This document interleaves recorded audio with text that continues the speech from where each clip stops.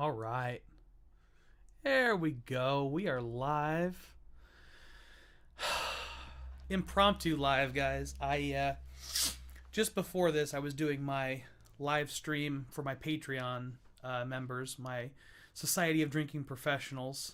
If you aren't a member of that, you should definitely consider checking it out. The Drink Pro, patreon.com/the Drink Pro. But today, I said, you know what? What the hell? I want to keep this good feeling going. People were relatively quiet in the Patreon chat, which is fine. Like I told them, they're not expected to be particularly chatty. You can chat to the level of your comfort. But I was feeling chatty. And so I said, I'm going to do what I said I was going to do. I'm going to, be a man of my word on this Patreon live stream. But after that, I'm going to go live with the people. And here we are. I'm going to go ahead and throw this up on Facebook so people can see it if they want to join us. But I decided to do an impromptu live. That's all. That's what it comes down to. Why? Well, this is my 1-year anniversary on YouTube. Happy anniversary to me.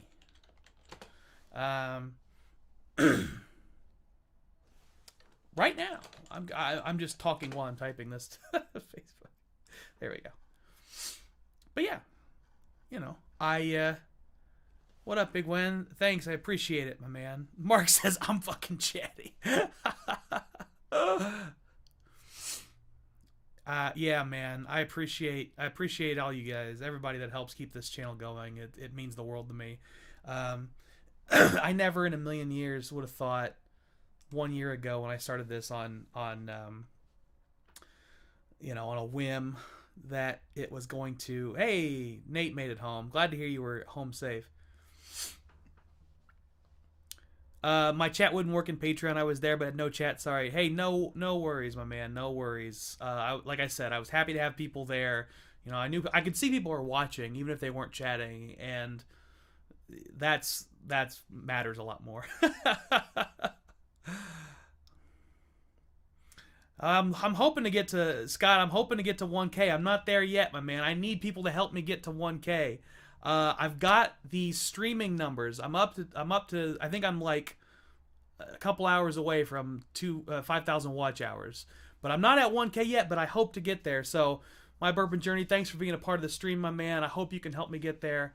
But 1 year on YouTube is kind of crazy. Like, I can't believe I've been doing this for a year.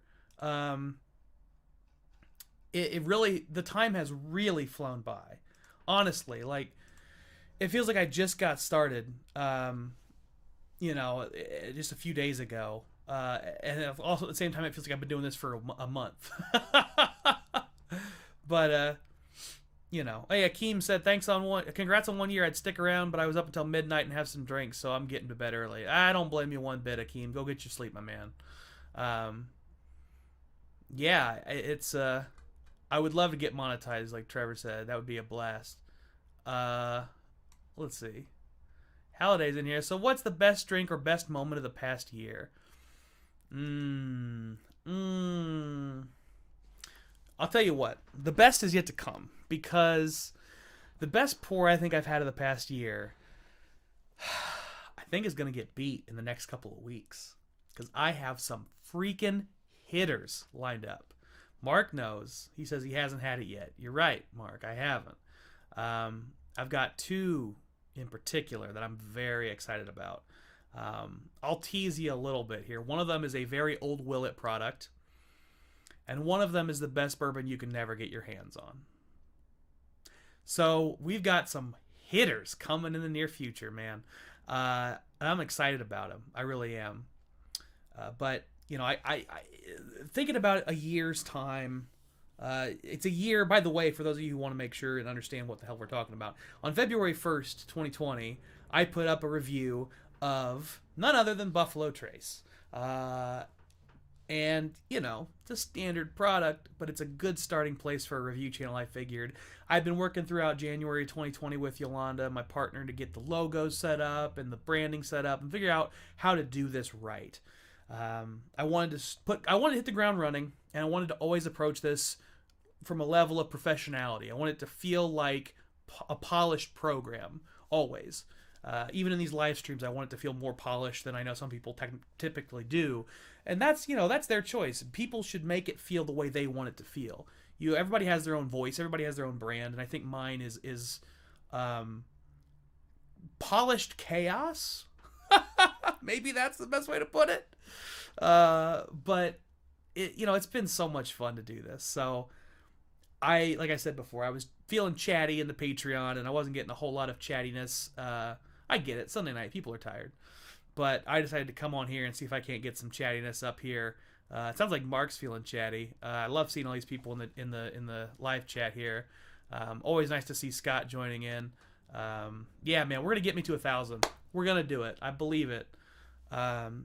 Scott's been looking out for me. I appreciate it, man. Jason Mash and Drum's been looking out for me. I appreciate him too. Lots of other channels, too many to name, but ones that come to mind. Dusty Dan, he's been looking out for me in particular. He just got to 1K, thanks in much part to Scott and Jason. And Wags, Stanley Wagner, he's been looking out for me too, being a good guy.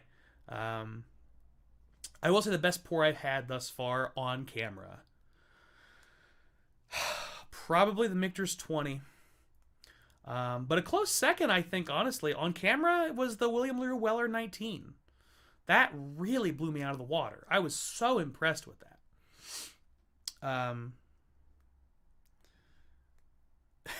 Mark said, bad things always happen when I drink. That can be, I understand that. That can happen.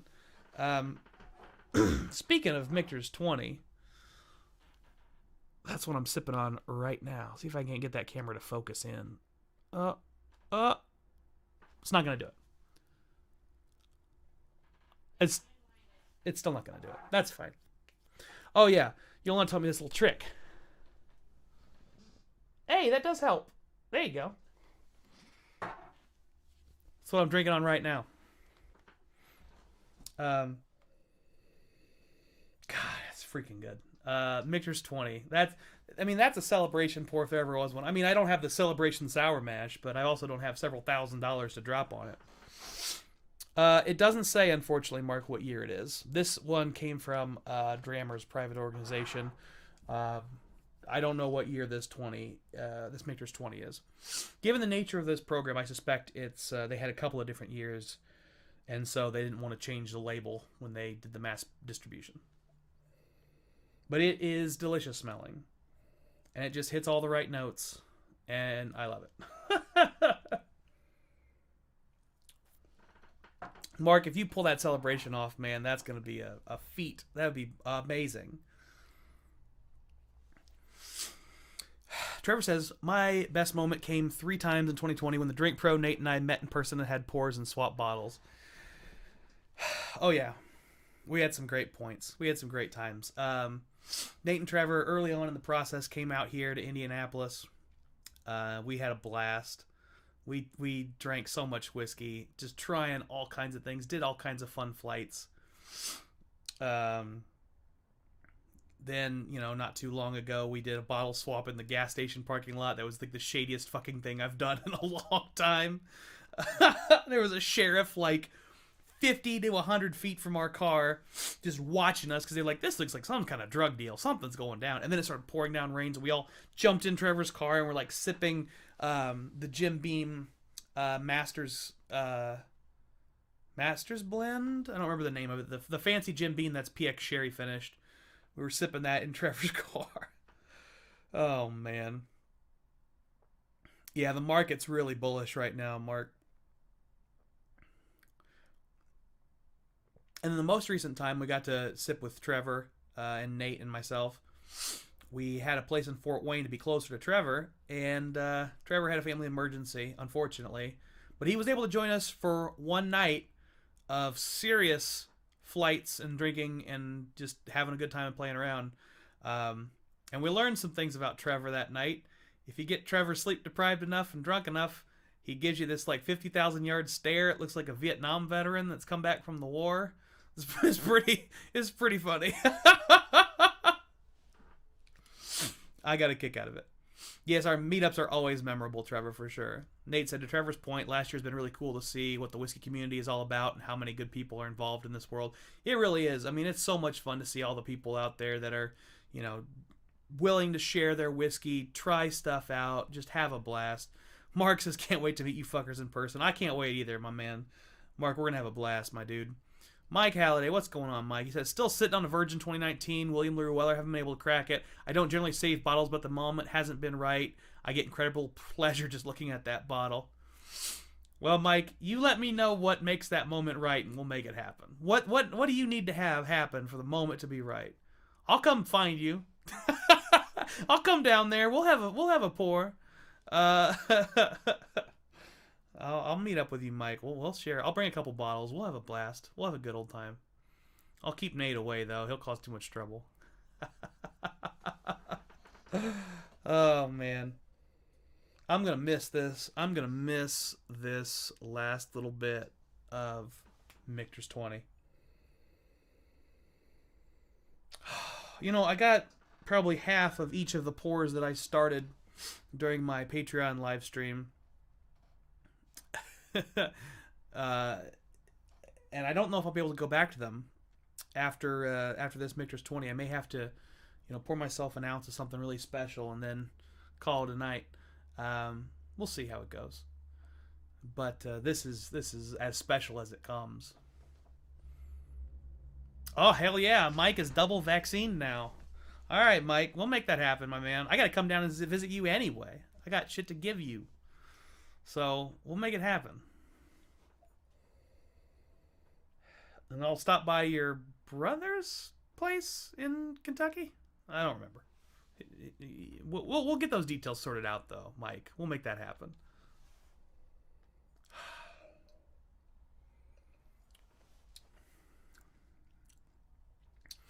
I'm going to tell you guys a story. Since this is an impromptu live stream and I don't have an agenda, I'm going to sit up straight, get my posture right.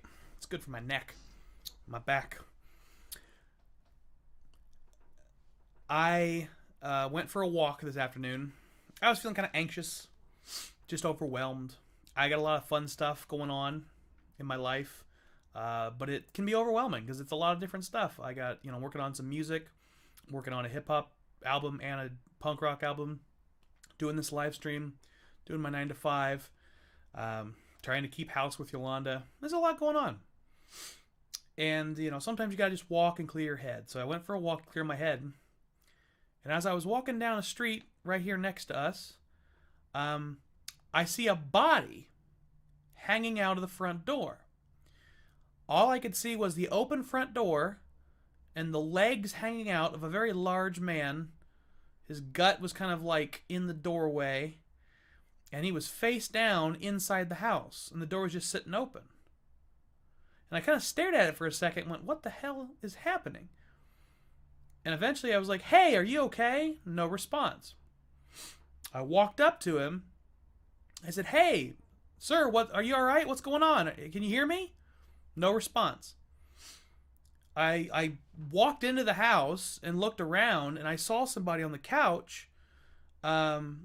She looked disheveled. I'm guessing they were both on some sort of substance. I don't know what, but she said, oh, yeah, we're fine. He just got sick. And I looked at the ground and realized he was sitting in a pool of his own vomit. I think probably alcohol mixing with something else. Not good. I was like, I'm about to call the fucking cops. And I was like, well, can I help? What do you need? And she's like, well, you can help get him in the house if you can. Well, dude's big dude. I could not get him in the house by myself.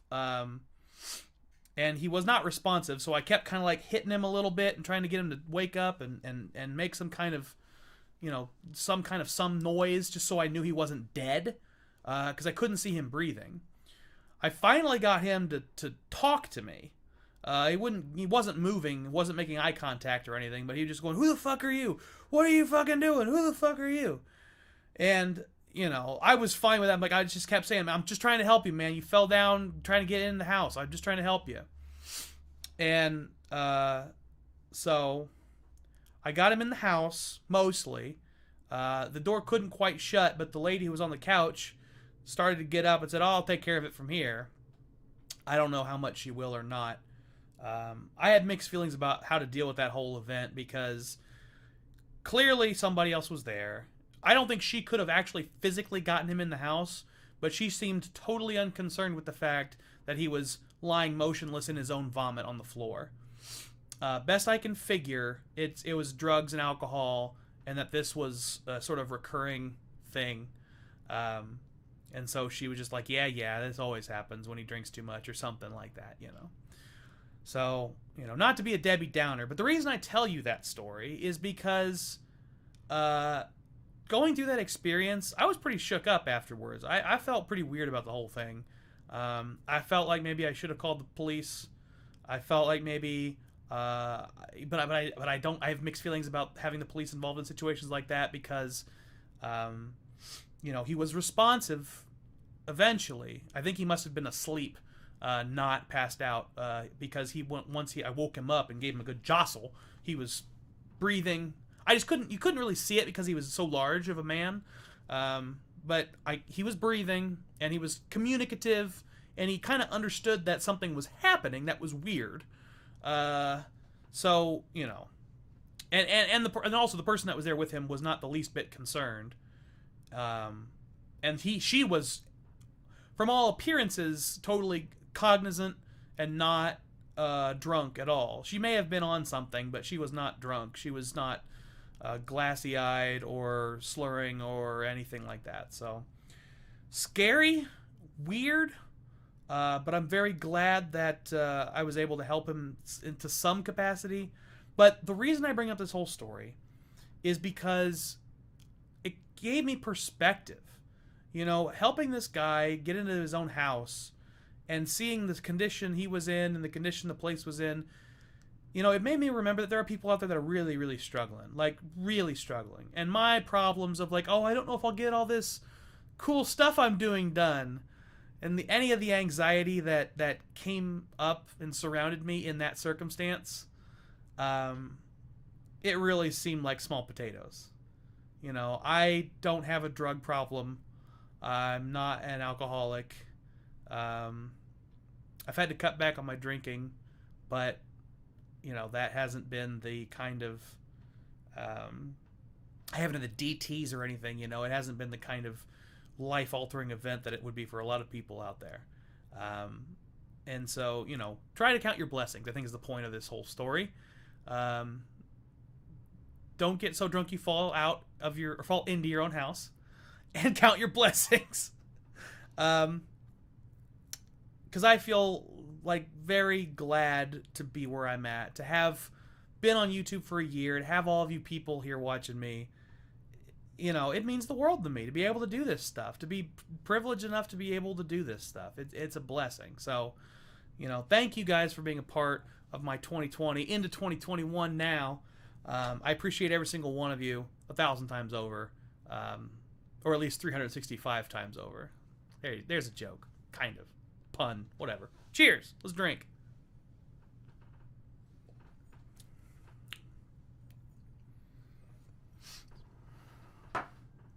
So I probably scared away some people with that crazy story. That's fine. World's crazy. Shoot. Sorry about that. World's crazy. What's that? Yeah, I'll try not to. World's crazy out there, man.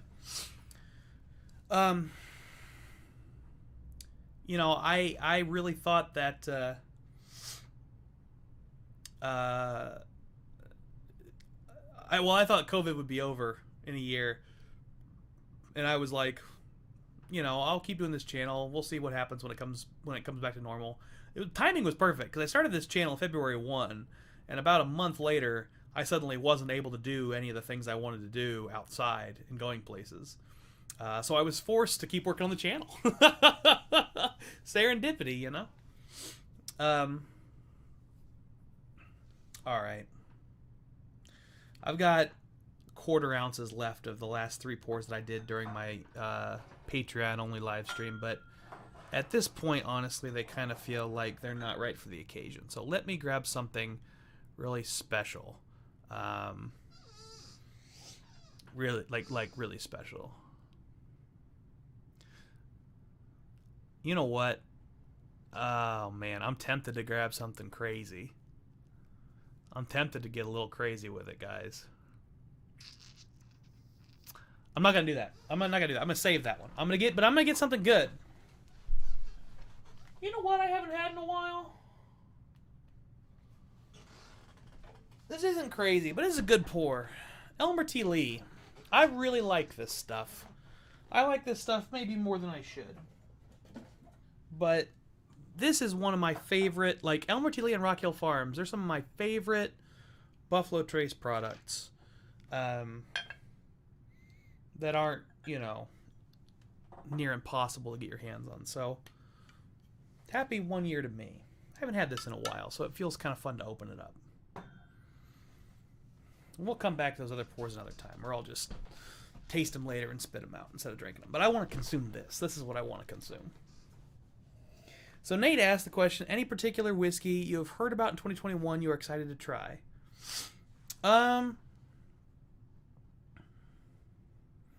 Trevor's never met Mr. Elmer T. Lee. We'll have to arrange a meeting at some point then.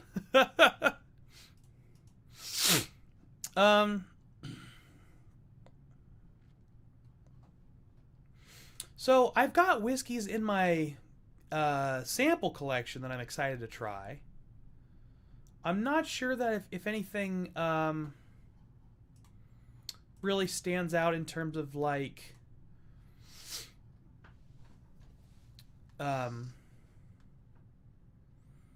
you know, new releases.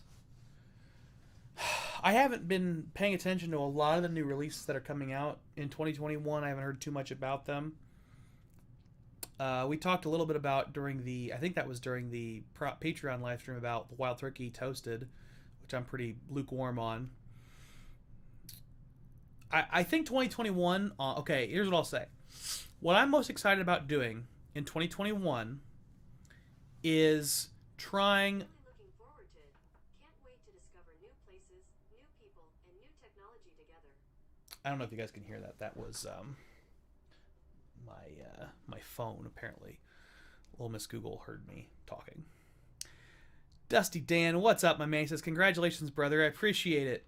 Dan's been looking out for a guy, and I really appreciate that. He's a good person. Deserves where he's at. Deserves to keep growing too. But yeah,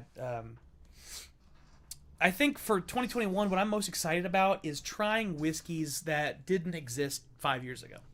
There is so many craft distilleries that are making interesting things, and you know, I think craft used to almost be a dirty word in the whiskey world. There was a time where people would assume that like craft meant bad, and that's not the case anymore. There is some really good, unique craft whiskey. Now, it's not going to be the best thing you've ever tasted, probably, unless you have a very particular thing you're looking for on your palate, very unique flavor you're looking for on your palate. But craft is blowing up in a cool way. There's a lot of fun stuff floating around out there. You know, I was really happy to work with Rabbit Hole to do a video review with them. And honestly, one of the coolest things they're doing is a gin that they're aging. They're sourcing the gin, and then they're aging it in their own rye barrels. And I tell you what, that's the best gin I've ever had. It's the best gin I've ever had. And, like, that's exciting, you know? Nulu, same area. Nulu, they're both in Nulu in Louisville, but this one's a distillery called Nulu. Nulu is doing all kinds of stuff with aging tequila and whiskey barrels and aging whiskey and tequila barrels. They one of my local liquor stores just Mark says fuck hell yeah, food pour. I think he meant full pour, but I don't know. Good pour. Yeah. No worries, Mark. Doing good, brother. But yeah, I mean, they're doing some crazy stuff. And Nulu, they've done some some whiskey in honey barrels. This was a really cool thing. I talked with Ray at Rural Inn about this. He said they had taken their normal Nulu whiskey and aged it in the barrel for a while, dumped the barrel and vatted the whiskey, and then put honey in the barrel for a number of months, then dumped the honey and put the whiskey back into the barrel for 71 days. And man, I tell you, that was fantastic whiskey. Now, it wasn't for everybody. It was pretty damn sweet. But that's just cool. I think that's cool stuff. The experimentation, the desire to innovate. The industry is changing for the better. People always like to look back and say, oh, the best pours were way back when. There was some good whiskey way back when. Don't get me wrong. But the engagement with whiskey and bourbon in particular has never been bigger. And people care about this product and these processes. Yolanda, don't knock over the whiskey shelf, please. I didn't. You were the one that's taking over. Oh, yeah, it's my fault you ran into the whiskey shelf. I'm sorry. But the experiments that are coming out right now are some of the coolest stuff available, I think. Like, that's what gets me excited about 2021. That's what I'm excited about. I also wouldn't mind doing a Starlight pick. Cheers, guys. This is the Elmer T. Lee. It is just, the amount of fruit on the nose on this is crazy. It's so fruity. And remember, guys, Elmer T. Lee is a single barrel sour mash. So some barrels are going to be better than others. Some bottles are going to be better than others. It's part of the process. When you do single barrel products, it's a hit or miss process. I hear people say, like, oh, I don't like Elmer T. Lee. Oh, or Elijah Craig 18 is overrated, or whatever. All this stuff. I've had those experiences, but I've also had really, really freaking good versions of those barrels. So do you judge it on its worst or on its best? The classic one is Blanton's. Right there. Right there.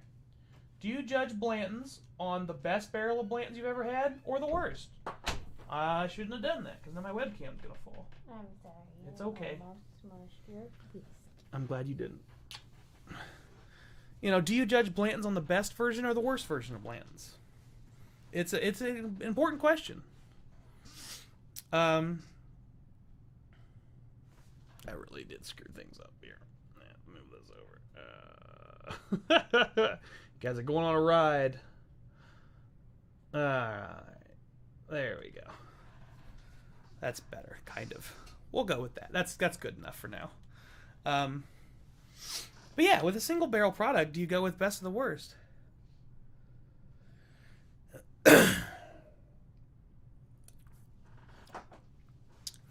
Mark says it's only a dirty word now if it's just sourced. Yeah, that's the other thing. A lot of sourced product out there, and people. I understand why people shit on sourced products. I really do. Like when you're sourcing whiskey, there's a part of it that feels disingenuous. But what you got to remember is take the source whiskey and make it your own. So, Old Carter. Old Carter is all sourced. Mark and Sherry are not distilling in their small location in Louisville. But what they're doing is they're sourcing and blending. And blending is an art form. And it's hard to do. It's hard to make good blends. Trust me, I've tried many times and my blends are just okay. My most recent blend is the first one I've had that was actually like good and not just okay in my mind. So I'm getting better, but it's a hard process. So blending is a way to make something actually meaningfully better. That's the same thing that Bardstown's doing, as well as Old Carter. The Bardstown Discovery series, I believe, is blending sourced whiskey. Nulu, those barrels I was just talking about, some of that stuff is theirs, but I think mostly they're sourcing as well. But they're experimenting with what you do with the sourced stuff. Yes, I agree, Trevor. As long as you're transparent about what you're blending and it's good, who cares? Now, there are certain levels of transparency you're just never going to get from a sourcing process. They're not going to say, oh, this is from MGP, oh, this is from Heaven Hill, oh, this is from Dickel, whoever. But you can figure it out. Or this is from Alberta. I mean, if it's from Canada, it's almost always Alberta. If it's from Tennessee, it's almost always Dickel. From Indiana, it's almost always MGP. If it's from Kentucky, it's a little bit trickier, usually. Not always. Go by your palate. The Sam Houston was obviously Barton, for example. And each of the major distilleries in Kentucky have, in my mind, pretty distinct profiles. The ones that are big enough to be selling sourced product. Anyway.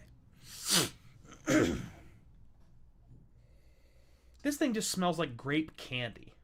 Like, Like grape nerds. Maybe strawberry nerds too. Maybe like the combo pack of like grape on one side and strawberry on the other.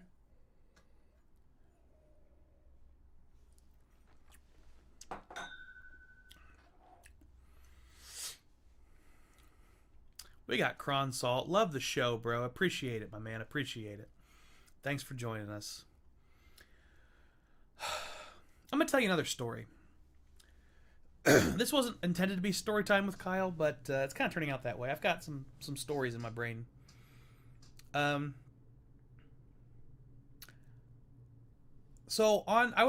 tuned in for a little bit of the Hot Buttery Rolls live stream on Saturday. They did a long one. I think it was 6 hours.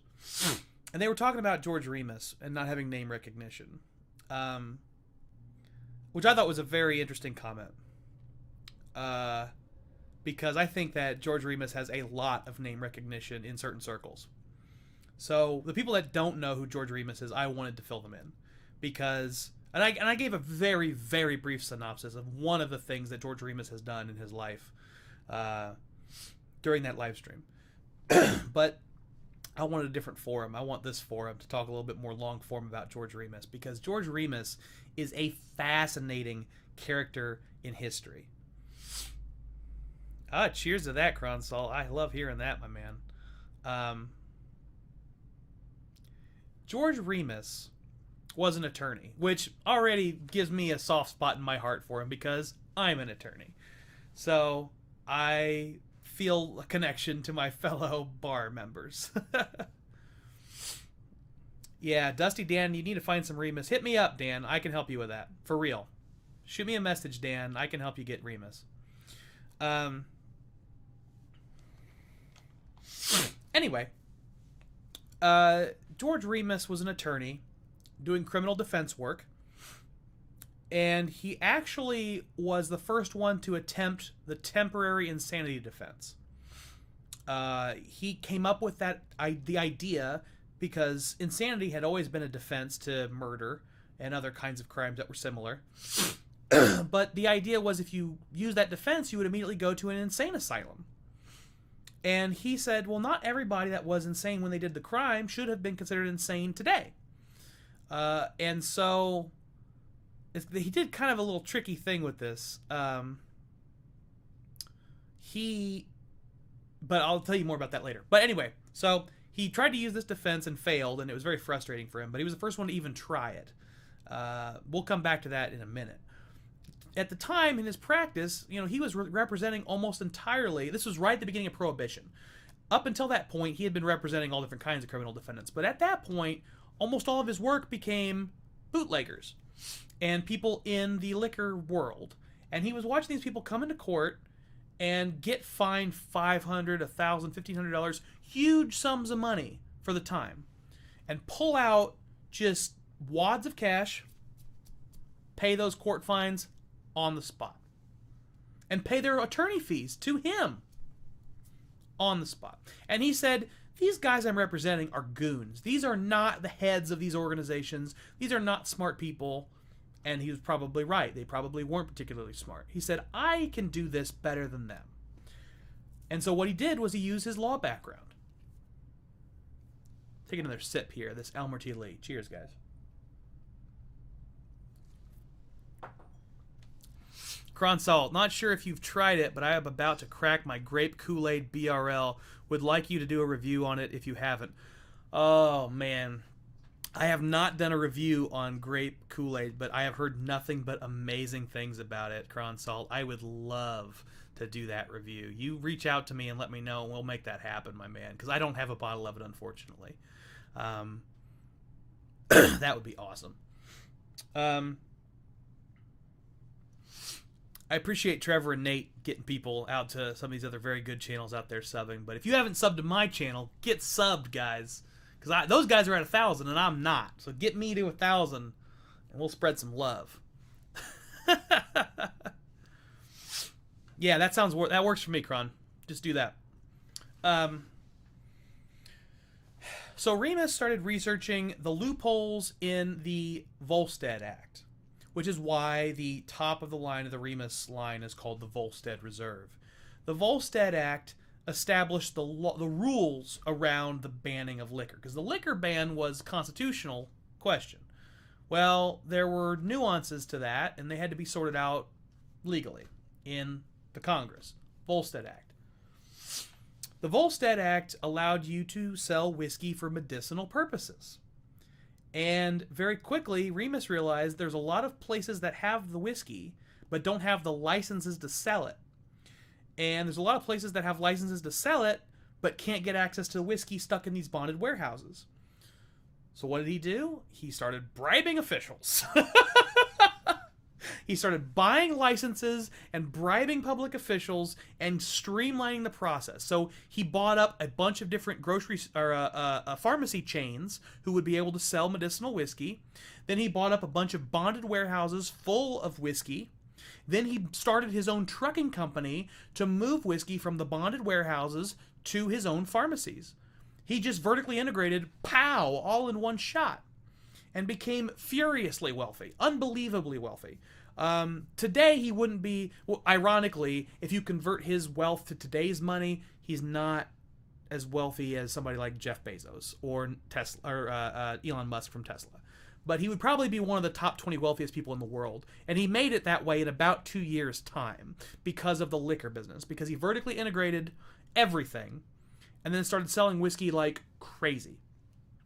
Also, by the way, and this is what did him in, he sold whiskey through this system to sell medicinal whiskey, but then he had his own goons steal whiskey off of his own bonded trucks and move it back to a different location so he could sell whiskey on the black market. So, you know, he was trying to make money hand over fist, and you could sell whiskey a lot higher priced on the black market and cut it with all kinds of garbage and make it thinner, make it less, all kinds of things. Anyway, so he did this process for a couple years. And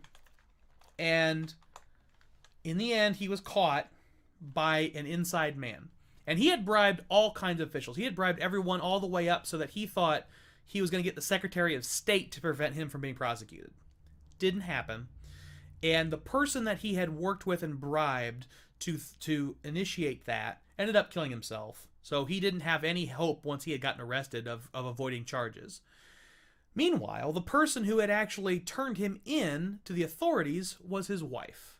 His wife had been corresponding with a member of the federal government who is charged with anti-corruption.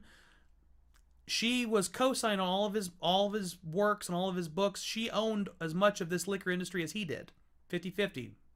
Equal property. So when he went to jail, she took over as the acting manager of the company. Turns out she was having an affair with the government official and the prosecutor. Let me be clear. She was having an affair with the prosecutor who was putting him away, which Remus found out about and fell into a deep depression during his 2-year stint in prison. At this time, he gets out of prison. He finds out that his wife, who had been cheating on him, had now sold off almost all of his assets and just liquidated him and taken all that money and all those assets and essentially run away to be with this guy who was working for the government. So just really, put him in a bad position. Made him come out of prison penniless. So the story goes that shortly thereafter, he was in a taxi driving down in New York City, and he saw his wife in another taxi, and he forced his taxi driver. Yeah, she railroaded him for sure. So he saw her in another taxi. He forced the taxi driver of the car he was in to chase her car down and knock them off of the road. His wife gets out of the other taxi. He gets out of his taxi, shoots her dead on the spot. He's getting prosecuted now for murdering his wife. Remember how I was talking about the temporary insanity defense that he tried once before and was the first one to ever try it? Well, he tried it again, this time acting as his own attorney. He would alternate between laughing and crying in the courtroom. He would alternate between being coherent and not coherent in the courtroom. Mind you, none of that actually fits in with how you would use temporary insanity today. That's not how temporary insanity works in modern jurisprudence. But at the time, it was a brand new theory. And this was performance art. This was him putting on a show for the court, for the judge, and for the jury. Because it's a jury trial. It's important. You got to convince the jury, not the judge. He probably would not have won in an administrative hearing where it was just a judge, because the judge would have seen through this shit. He convinced the jury very quickly. Throughout all of this gamesmanship, I'll call it, he, pleaded temporary insanity and said he should be able to walk free, even though he did this crime because he didn't know what he was doing at the time. But he's not so crazy as to need to go to an insane asylum.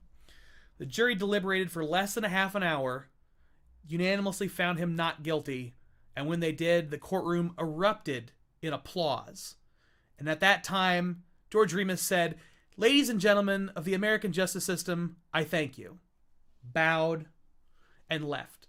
And he led the rest of his life quietly on a ranch, I believe, in Ohio. Very interesting guy. I just think that is the coolest story. I love learning about this guy. He was such a weird, interesting fellow. He was kind of a badass. I gotta be honest. He was kind of a slime ball, kind of a shiesty guy, but man, he was bold. He was smart, and he wasn't afraid to take a risk. And there's something to be said for those qualities. Maybe don't kill your significant other. Maybe don't kill anybody. But, there are a lot of admirable qualities aside from some really non-admirable ones. The other fun element that doesn't really fit well in that story, but it's also just true, is he was fabulously wealthy, but he also gave away a ton of money. Notoriously, one of his big parties that he did in his mansion, every woman who showed up got a diamond tennis bracelet, and every man got a Cadillac. So he gave away over 200 Cadillacs as gifts from his party. And The Great Gatsby has been said to have been based off of George Remus. He is Gatsby. Well, that was a fun story, right? Story time with Kyle might become a thing here.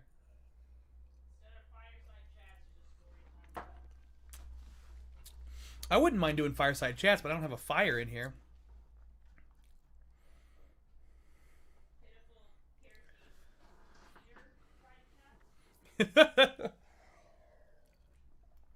Yeah, we can do little propane heater chats.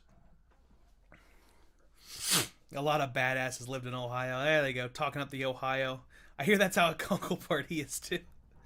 Nate's wheeling and dealing over there.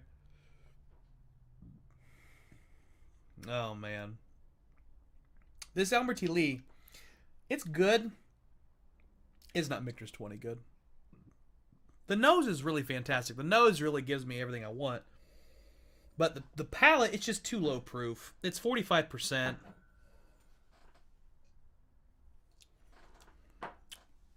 It's 45%, and I'm just coming off of the Michter's 20, which was 57.1%. I don't know if Mark's still hanging around, but Mark, I think that actually might answer your question. I think the fact that it's 57.1% might tell you what year it is, because I think they do batch proofing on the Michter's 20. I'm not certain about that, but that's my instinct. That's my belief.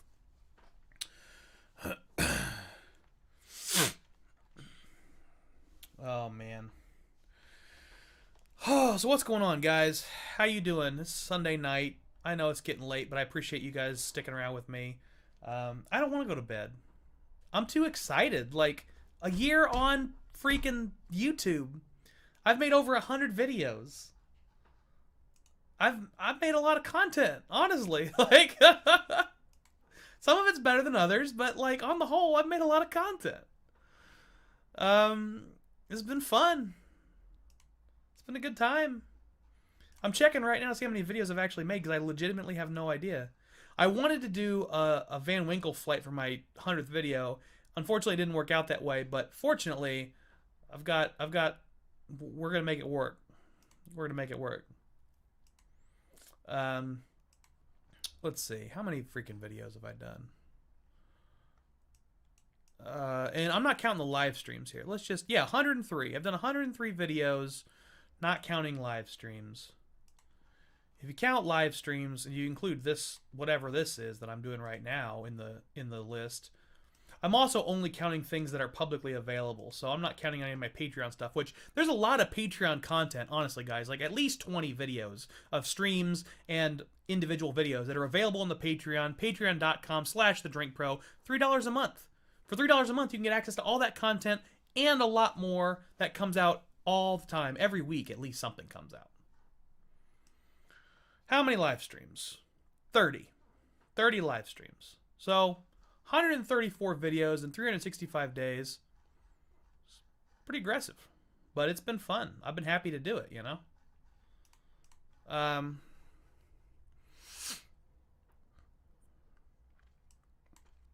Yeah, Trevor's been watching a lot of my content today. He says he's been getting better and better. I appreciate that, my man. I appreciate that. Trevor and Nate have been streaming a lot of my content to get me to the 240,000 view minutes, 4,000 watch hours I need to get monetized. Once I get that, then I just got to get to 1,000 subs. That's sort of the first big benchmark for a lot of YouTube channels. We got several people in the chat who've been through that process. I know Dusty Dan, I think, is still working on getting those the views in, so I've been keeping his videos on the loop in the background, try to get him up to those numbers. And I know that earlier on, at least, we had I don't know if he's still here or not. My bourbon journey. We had Scott in the chat, and he's felt that. He's done that, had that experience before. Scott's grown a lot. When I first started watching my bourbon journey, he was at like 1,000, maybe 1,500. He was pretty small channel. I mean, relatively speaking. I say that, and he was bigger than I was, but you know, in the world of YouTube, there's channels that have like millions of subs. I mean, I watch Rhett and Link. I think they've got 25,000 subs. Smosh has like 25,000 subs. I keep saying million. I'm sorry, 25 million subs. So I know there's big boys out there. Okay, my bourbon journey's at like 7.7, approximately. Yeah, and he's been doing it since 2017. I respect the hell out of Scott. I don't know if he's still here or not, but I respect the hell out of Scott because the dude's been doing it since 2017, and he's been grinding, and I respect that. That's how I view what I do. You know, pushing hard, grinding, making the content like that. Hats off to Scott. I'm glad to see him getting some more recognition. He deserves it.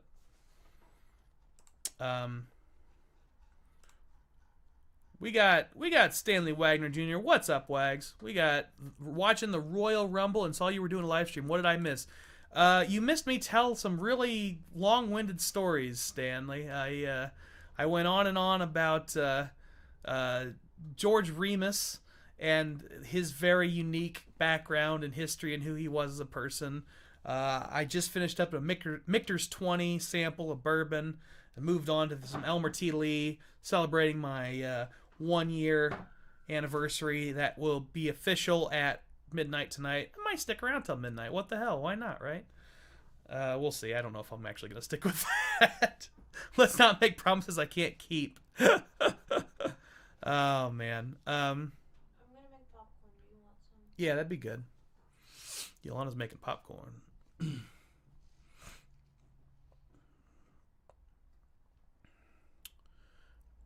I appreciate that. Dusty Dan said great content. I appreciate that, Dan. At some point in the future, I'm going to get this thing set up so that I can throw comments when I'm reading them up onto my stream. I know that right now I'm using something called OBS, which is Open Broadcasting System, I believe. It's open source video streaming software. I know people use StreamYard and other things, but I'm pretty happy to use the open source versions. I like supporting open source content. And it doesn't play nice with YouTube the same way that some of the others do, but I'm okay with that. It's playing nice enough now. I've got the actual HD stream working, so I'm happy with that. Oh yeah, Justin Gibson, always dropping knowledge in the chat. Remus's daughter played Dorothy in 1908's Wizard of Oz short film. Pretty cool. That is pretty cool. Interesting family. Yeah, I got Trevor correctly points out I've got every batch of Stag Jr. I got a review of every single batch of Stag Jr. 1 through 14. 15's on the channel, but 1 through 14 only on the Patreon. Patreon.com/thedrinkbro. But yeah, I'll get the text. I'll figure out how to get the text up here on the screen. Like I said, I know that YouTube doesn't play nice with OBS yet. They're working on getting that together. They will eventually. But even once they do, I'll have it set up so that you can, I can scroll across the bottom of my screen, my Venmo and my PayPal to do, de facto super chats until YouTube lets me do them at 1,000 subs. Give you context and text and all the fancy bells and whistles you see the bigger channels and the more established streaming channels do. I'm pretty established with my recorded videos. I feel like I edit them pretty well. They look pretty good. They're pretty polished. They're well lit. Thank you, Yolanda. She and I spent an hour at least today trying to get the lighting right. Thank God I've got her to help me out because my visual perception is very bad. These glasses are not for show. What else we got going on in the chat? All right. All right.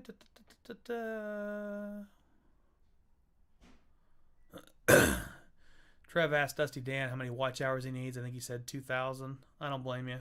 I get it.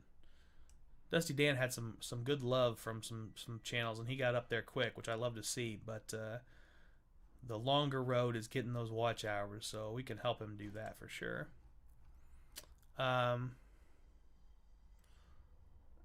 Justin's Googling and giggling. That's funny.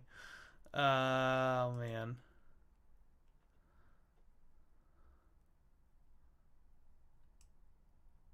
Yeah, Dan had to stop. He'd been on for more than a year, but had to stop for a while due to work. He made a comeback earlier last year. Okay, that explains something. I was gonna say, Dan, I had seen you'd been around for a while, but it seemed like you were relatively recent on the scene, but that totally explains why. Okay. Good to know. Good to know.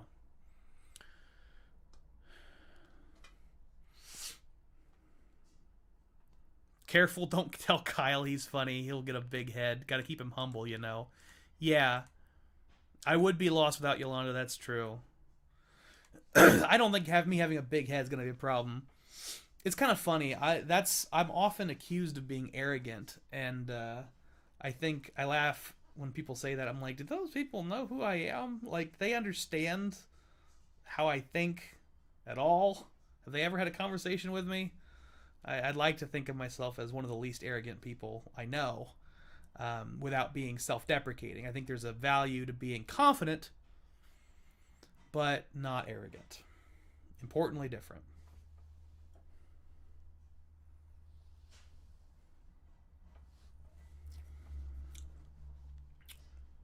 Uncle Dave's here. What's up, brother? Congrats on 1 year. Appreciate it, my man. Trev says he's never got an arrogant vibe from you. That's because you've had a conversation with me, Trev. A lot of people just assume from seeing me from other places, I guess. I don't know. I hate to smell this glass. I really could. I love this stuff.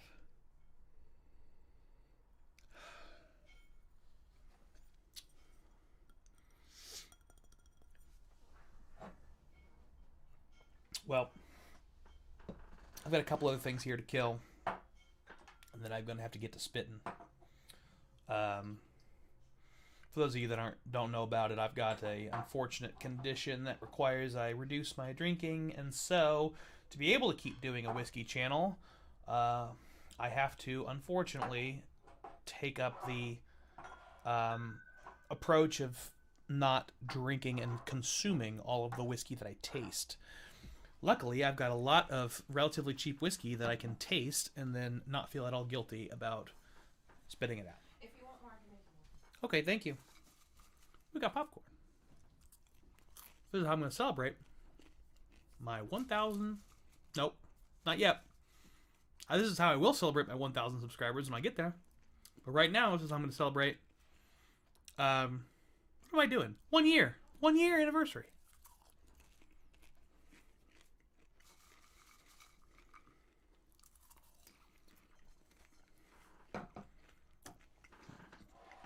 Yolanda refuses to make microwave popcorn.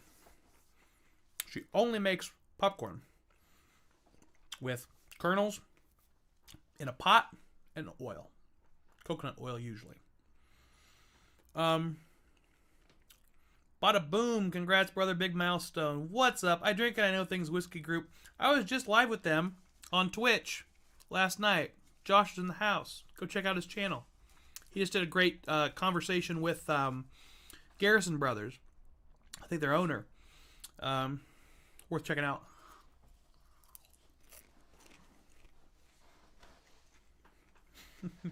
I started eating and the viewership crumbled. I love it. Everybody's dropping off. That's fine. They'll come back. They always come back. So, let me know in the chat what you're most excited about in 2021. People have to have something to look forward to because who knows what's going on with the world. There's a lot of problems in the world today. But we all have to have something to look forward to. And I'll talk about... Oh, dropping popcorn.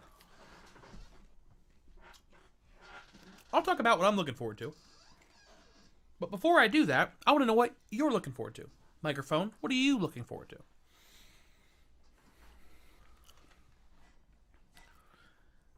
to? Uncle Dave is 100% right. You lose viewers when you go ASMR. Yeah, this kind of microphone is less conducive to eating on camera than some of the other setups I've done. Although I do think popcorn is a little bit less offensive than some of the things that you could eat on camera, that I have eaten on camera, like noodles and spaghetti. God, if I ate that with this microphone, we would have problems. We would legit lose viewers when I went ASMR. This I can eat relatively quietly. I mean, I can eat it loud if I want to. But I don't have to. Now this is a blend. What I've just put together here is a blend of 1/4 ounces of Michter's Toasted Barrel Sour Mash, Michter's Toasted Barrel Bourbon, and Michter's Barrel Strength Bourbon. Almost spilled it. Quite the blend. Cheers.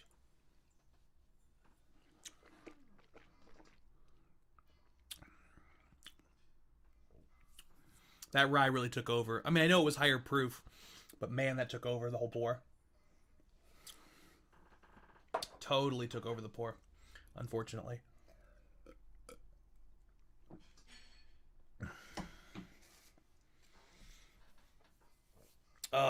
Well, I cannot consume any more whiskey, but it does not mean I can't taste it. So, I will pour myself something that's relatively inexpensive and keep tasting it. This is my bottle of Maker's Mark. You can see that it says, bottled exclusively for the Drink Pro. On the side here, it says, I did this for July 4th. It says, the way we see it here at our distillery, good fortune and good bourbon should always go hand in hand. Here's to generous servings of both. So, here's the generous servings of both.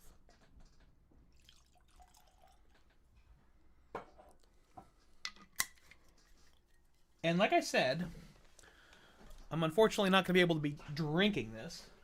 But luckily, now you guys will see that I'm in these terrible sweatpants. Only to realize I don't have to be getting up anyway. Because I already had gotten down a mug. Well, you know.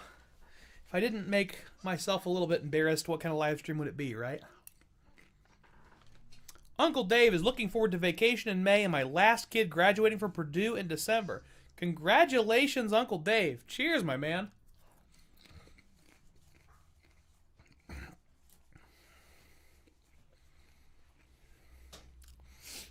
Thank you, baby. Yolanda's bringing me water.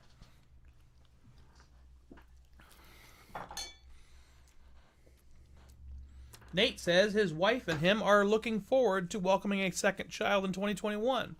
No guarantees, but they're looking forward to the chaotic adventure that it can bring. Good luck, my man.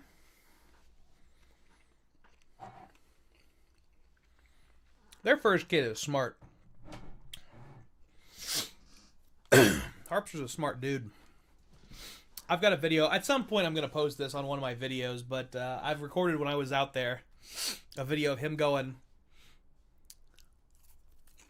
Drink Bro! Mickey Mouse found some Michter's U.S. bourbon at Walmart for $25. Good stuff.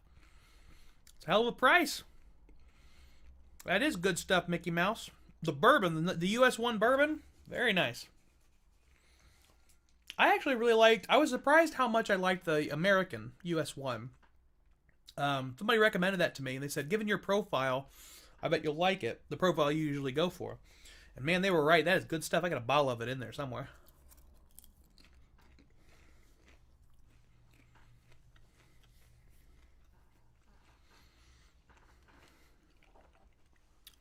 Yeah, Nate has all the fun, and she has to do all the work. Poor gal.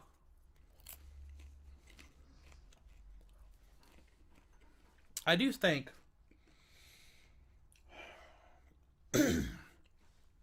bold stance. I do think that my most recent blend is better than the Maker's Mark standard. I mean, Maker's Mark is nice, don't get me wrong. Sweet, creamy vanilla.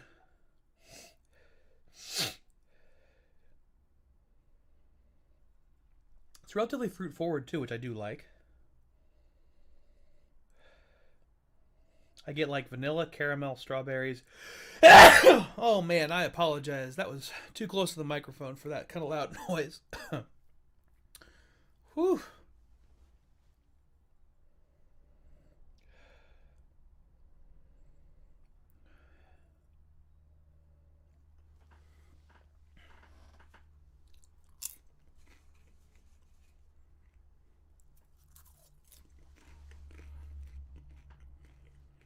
Sorry, Nate. That was my bad. Nate says, eardrums blown. It's hard sometimes not to sneeze. I'll try to go over here or something, get out of the way so that doesn't happen again. Also, I'm going to have to oil this damn squeaky chair.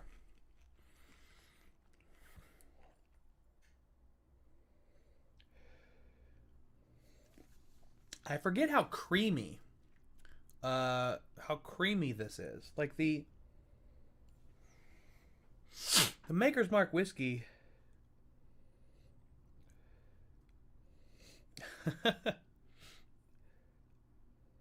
I think I was too soft in the Patreon stream. I don't know what my levels are like right now, but I knew I was too soft in the Patreon stream.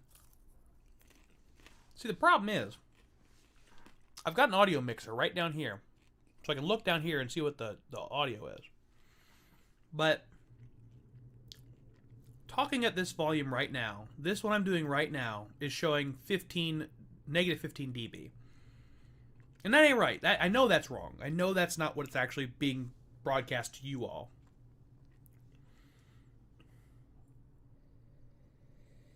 Let's taste the Makers.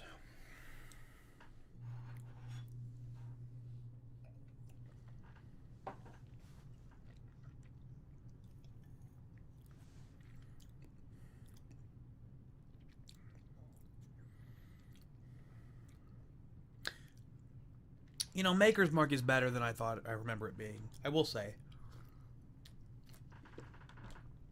Like, I went from Michter's 20 down to Elmer T. Lee down to Maker's Mark standard. Boy, that is a fall and then another fall and then another fall. But I mean, Maker's Mark drinks like a $40 or $50 bottle. If Elmer, I don't remember what the price is on Elmer in the market, but MSRP, I mean, but with the price of Elmer secondary, I feel like this is probably $40, like current real value. Uncle Dave says he's never liked Makers. Can you expand on that, Uncle Dave? What don't you like about it?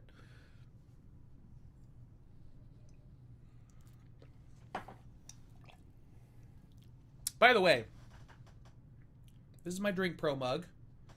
These are for sale at thedrinkpro.com, along with this shirt and a bunch of other fun merch. Glassware. I'm going to have some Glencairns. They'll be in the store probably next week. They should be arriving this week, and I want to make sure there's no defects. Assuming there are no defects, they'll be in the store next week.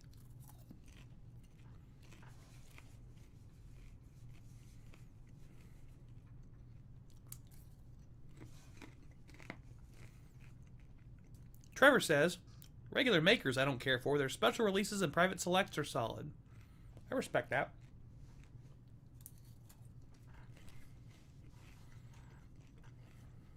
It is worth It is worth noting, however, that a lot of those private selects and special releases, their base is regular ass makers. They finish them, they add different oak, they do different things, but for pretty much every Maker's Mark product, their base is standard ass makers.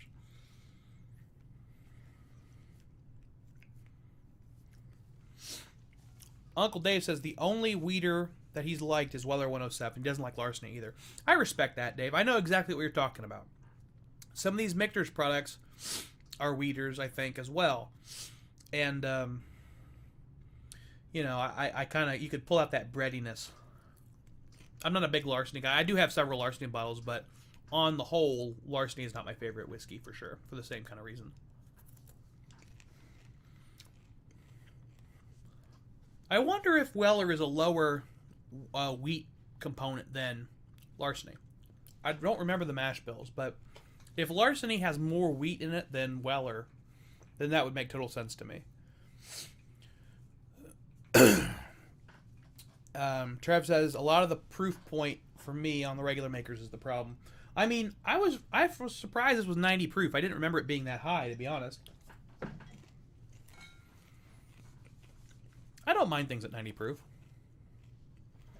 I think my sweet spot for proof is like 50 to 60. Usually closer to 50. I think Trev's likes them higher.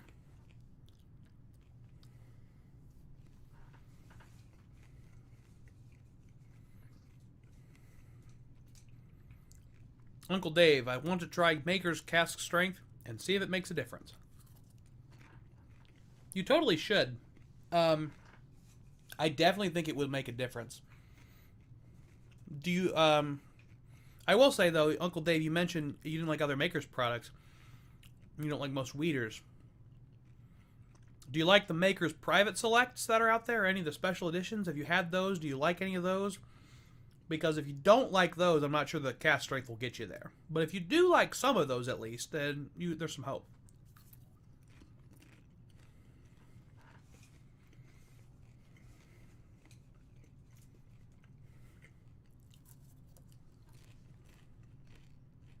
Whoa, that was fun. All right, I'm gonna move this popcorn so I stop eating it.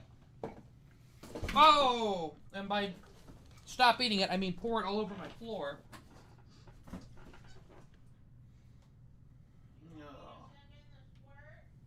Huh? You can if you want. Yeah, well, you know. Just a moment, everybody. We have technical difficulties. I'm still here. Uncle Dave says, here, doggy.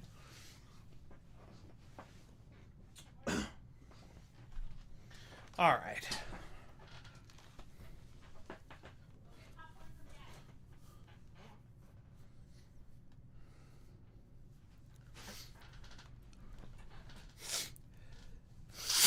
Uncle Dave says, the one you sent me in the Patreon samples I didn't mind. It's a good one. I mean, I think I sent one that I really thought was unique and interesting. Here, bring her into the camera. Well, I'm covered in butter.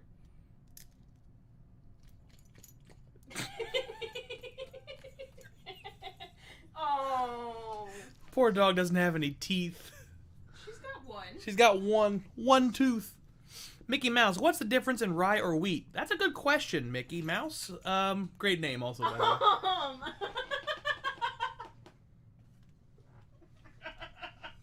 She found the bowl. Here's some popcorn. Have a bowl. Beeline for the bowl. Anyway, yeah. So different mash bills. You can make whiskey that's 100% corn, but usually it helps to have some enzymes from some other products. You can have just corn and barley.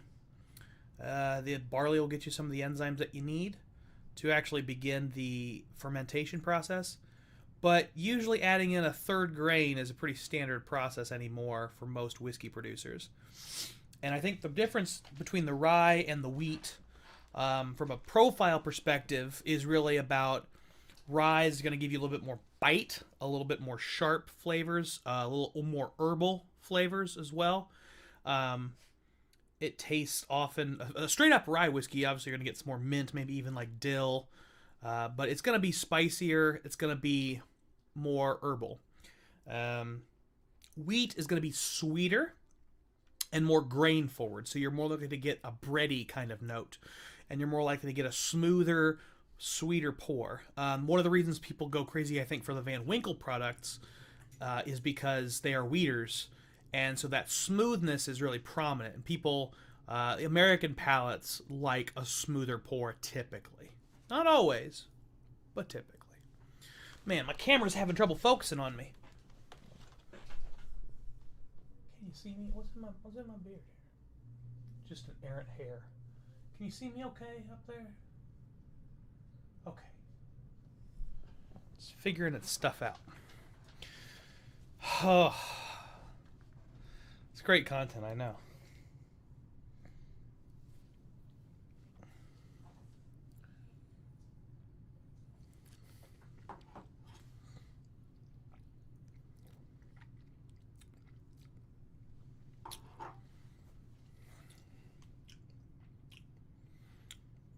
Yeah, Maker's Mark, I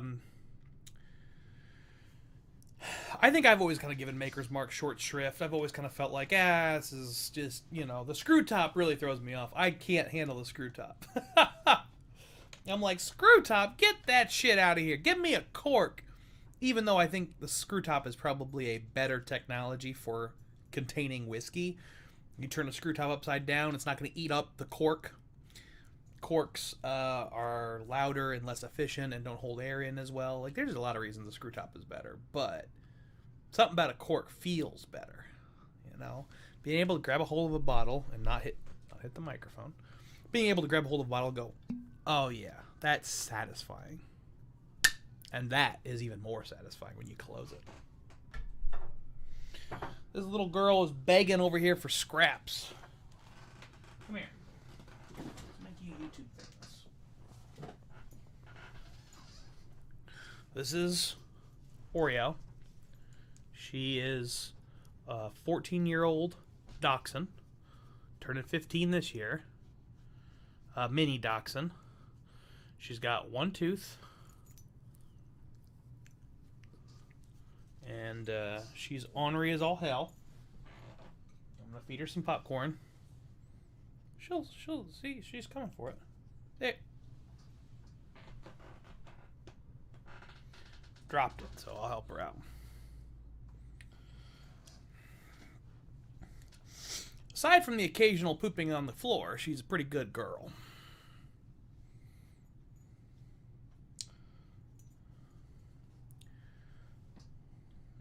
I never thought I would be a dachshund or a dog dad. I was not an animal person really at all when I started dating Yolanda, but she had a little dachshund, and so I said, all right, well, if we're going to live together, I guess I'll just tolerate this animal living in the house. Well, that didn't last very long before I fell in love with this little derpy girl. And here we are. She definitely has, warmed up to me, too. I mean, she was a shelter rescue, so she is pretty skittish still to this day about pretty much everything, but at this point I think she likes me well enough that she'll come up to me and just try to get attention or scritches or something, Alright, you want down, so I'll let you down. She still likes Mom better, which can't blame her. She's been with her for 10 years, I think. And I've been with her for a year and some change.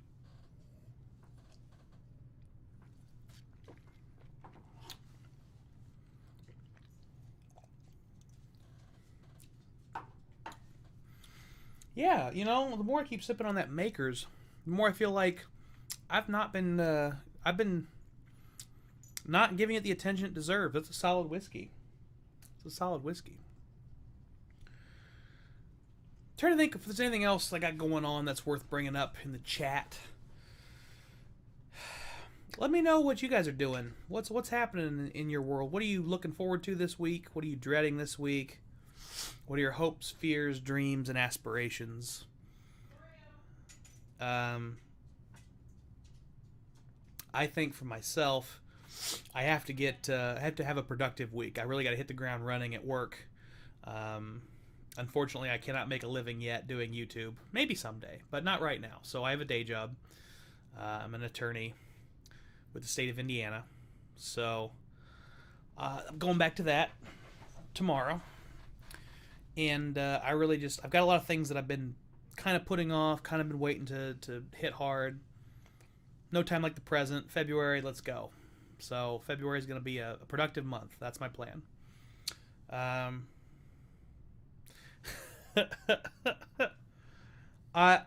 not, Nate. I don't have any plans for those. I would love to do a collaboration with a lot of different people. I've talked with a lot of different people about collabing, but we haven't made those plans. I am unfortunately not very good at following through with plans. That's why I always ask people to reach out to me in the chat if they want to do something, because I've got a lot of different irons in the fire, and I'm not good at keeping track of all of them. So I often have put stuff off or forgot to follow up with people or just not really made things happen, unfortunately. And I take the full responsibility and the blame for that. That's on me. But I still want to get that stuff done, to do those kind of collabs. I really value from people reaching out to me. I know that I sent a blind flight to the Mash and Drum, Jason, and he said he will be doing that flight relatively soon. I don't know when. I'm sure he'll let me know, and I will let you all know for sure. But I sent him a blind flight, so that'll be happening soon.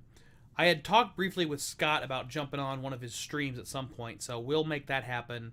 I'll reach out to him about that, because I'd love to do something with Scott. Same thing with Dusty Dan. I know Dusty Dan's doing videos. He and I definitely should collab. I don't know if he's still in the chat or not. He might have peaced out, but I'd love to work with Dusty Dan. Talk about working with Stanley Wags. So I've got several people that I've talked about working with or talked about doing streams with, and then we just never have followed through. Regarding barrel picks, the problem with barrel picks is that you got to front a lot of money to do a barrel pick. And, right now I'm still pretty small time. I don't have a lot of capital, unfortunately. I would love to go to Starlight and pick a couple of barrels, frankly. Do 2 or 3, pick a rye and a bourbon and then a finished product. And have all 3 of those for sale to my patrons first and then to the general public afterwards. But I don't have several $1,000s just sitting easily accessible through my company for this to do, for doing this. So, that's a big ask at this point.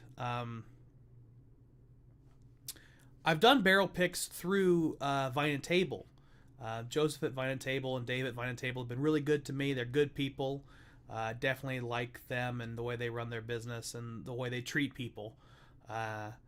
So, they've helped me do a barrel pick of New Riff I've done with them. I think we got some others planned up.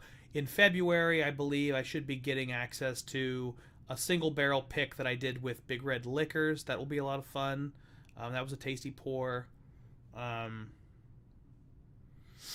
one point, I had talked with Big Red Liquors about doing a Krogman's pick. Now, Krogman's is a small distillery that's owned by... Actually, I think they're NDP. I think they're a small NDP that's owned by Matt Colglazer, one of the people who works VP for marketing, I think, with Big Red Liquors. And he's done a series of whiskeys that were sort of different mash bills from MGP, and then put people's faces on them or tell, fun little stories or what have you. Dan Kidd at Heavy Bourbon on Instagram, he had the 2 o'clock chugs bottling that became pretty popular on Instagram. Right around that time, Matt had reached out to me about doing one of those. We had talked about it, and I had meant to send him photos to be mocked up for a bottling, and I never did it. And at this point, I kind of am not sure that I want to be quite honest.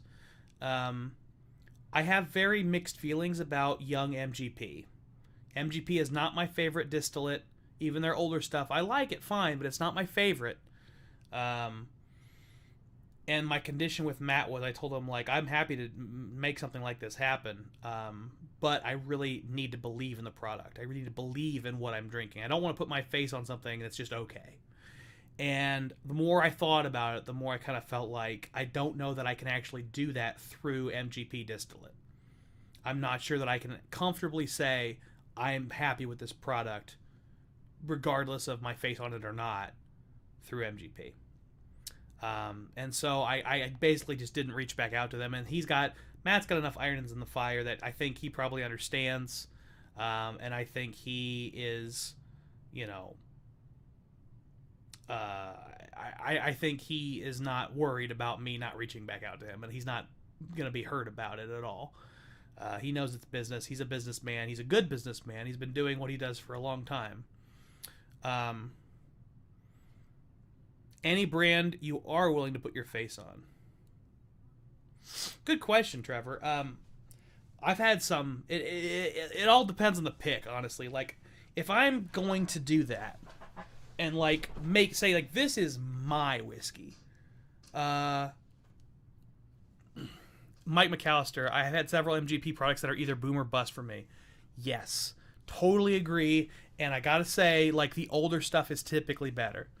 If you're buying straight up MGP and you're not furthering its aging process and you're not doing anything special to it, more of those are busts for me than booms. What I've liked a lot is when MGP is taken by somebody like Smoke Wagon or somebody like Nulu or somebody like Greenbrier, who makes Bell Mead. When those people take MGP and then do stuff to it, further the aging process, finish it in something, that's when it gets good. That's when I'm like, hell yeah, that's what this is supposed to be. And tons of respect for MGP. They're one of the biggest distilleries in the world. They understand how to make great distillate. But what they're doing is typically, making the distillate to be a baseline, to have other things done to it. And that's part of the reason that a lot of the baseline products coming out of MGP aren't my favorite, is because even the Remus releases or... there's a bunch of different Remus releases, or the I think Pikesville, is them. I think it's in-house. They're fine. Yeah, and like Mike said, Mike McAllister, what Cat's Eye did with them, I loved. I love what Cat's Eye did with them. Yeah, Ryan Parker, Bardstown. Bardstown's done great stuff with MGP, but they're doing other things with it. And maybe that's something I'd be interested in doing. If I can get my hands on an MGP barrel and do something else to it, I could do that. And maybe I should talk with Matt about it. Maybe I should reach back out and say, hey, Matt, here's what I want to do. I want to take... Pikesville is a rye, Uncle Dave, yes. I want to take your MGP that you're sourcing and finish it for 6 months in a cognac barrel or an Armagnac barrel or do something fun. Pikesville is Heaven Hill. All right, well, there you go. So... I haven't ventured much into the Pikesville, so that my ignorance is showing there a little bit. But thank you for clarifying that, Ryan. Thanks for clearing that up. There is a brand, though, that I think that does the rye out of MGP. If anybody knows what I'm thinking of, throw it in the chat. Rossville. Thank you, Uncle Dave. Pikesville and Rossville. I mixed them up. Okay, that's what I was thinking. Rossville is MGP. But back to the question about what brand would I put my face on? Honestly, a lot of those companies that are doing other stuff with MGP, I would be pretty happy. I'll tell you what. Greenbrier is making some really good stuff that's their own distillate. And I haven't seen anybody doing barrel picks of Greenbrier. I would consider it. I would consider doing a barrel pick of Greenbrier. Yeah, Remus has a rye too, Ryan. That's right.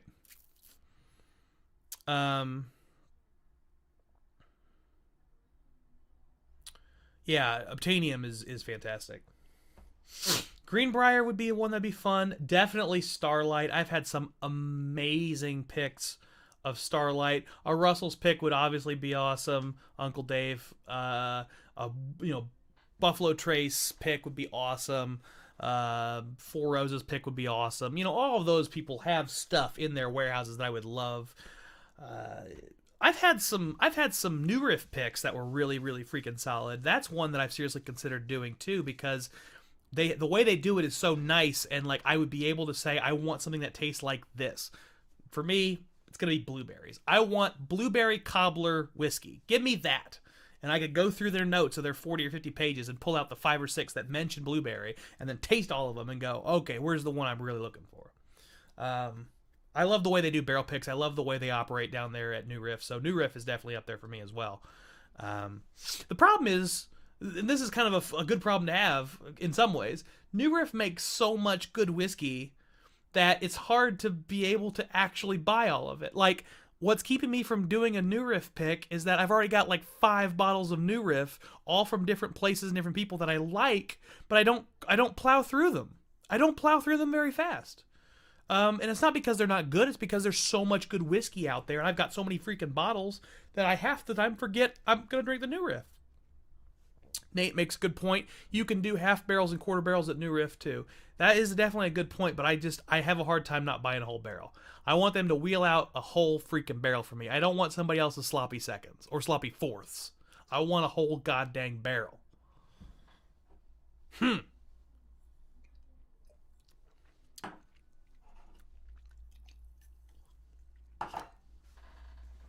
Lord, blueberry cobbler, I'd buy several bottles of that, says Mike McAllister. Yeah, I would too. I want a case of it, at least. And I know New Riff can do it. She says with 3 snaps.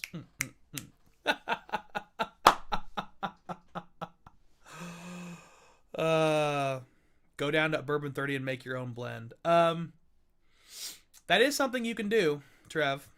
I have mixed feelings about doing that. Bourbon 30 is the chaotic neutral energy of the bourbon world. Like, it's just chaos down there. They don't have rhyme or reason to a lot of what they do. They're nice people from what I hear from everybody, but it is a bit chaotic. And I regret not going down to Bourbon 30 sooner before I got these drinking restrictions. That's the other component is, if I'm going into Bourbon 30 and going to spend 6 hours there and just tinker all day, unfortunately, it would mean I would have to spit out a lot of whiskey. And I don't know how they're going to feel about that. I don't know that I care how they feel about it. If I'm paying them, they can fucking deal with it. I can spit it into my decanter or whatever, not decanter, my travel mug, and not have to dirty any of their shit. And it's the same difference for them. The whiskey's either going in my belly or in my cup. Who cares? But it would be really hard for me to do because I'd want to drink it. I'd want to have that experience of getting a little buzz on and going crazy and blending all this stuff. Like, it's kind of part of the fun. It's part of the chaotic experience. And so I think I'd feel a little bit like I wasn't getting the full experience if I did it that way. Yes, Nate brings up a good point. I think Bourbon 30 and New Riff they couldn't be more different in terms of the experience. New Riff is one of the most structured barrel tastings in a good way because they give you a lot of choice. You get a booklet of a bunch of choices, like 40 or 50, and then you narrow that down, and they pull those barrels, and then you taste those barrels. I think that's really smart. There's middle grounds too. Like, I've been to Buffalo Trace on a pick, and it's very structured, but you don't have the kind of choice that you get from New Riff. You get 4 barrels or maybe 6, but we had 4 barrels in a room. You try all 4, pick your favorite. That was the barrel you got. And I know that it's a little bit more free-flowing at Wild Turkey. Somebody, I think it was Uncle Dave, mentioned the Russell's pick. Like Wild Turkey, it's kind of like, here's a bunch of barrels. What do you want to thieve out of? It's a lot more chaotic, but still, a little bit more structured because it's all their stuff, frankly. I mean, Bourbon 30's sourcing, they're blending, and that was sort of a big. I'm not here to badmouth Bourbon 30, but The rumor, as I understood it, was, there was some really, like, they were blending whiskey in trash cans, and it was kind of a total shit show, and people felt some kind of way about that. I don't have a lot of experience with them or opinions about them or their process or any of that, so I'm not going to comment on it. But that's what is floating around out there in the ecosystem, and it's frowned on by a lot of people. From my perspective, I don't mind that kind of experience of just like, let's mix it together, throw something in there that's good, and figure it out. But it sounds like college, says Uncle Dave. That's right, man. That sounds like college. I think, one thing I would say is I think I would be able to make one of the better blends. It's not a trash can until you put trash in it. Ryan, hats off to you. I love that. I love that. It's just a big plastic or metal bin. You ain't wrong. You ain't wrong. I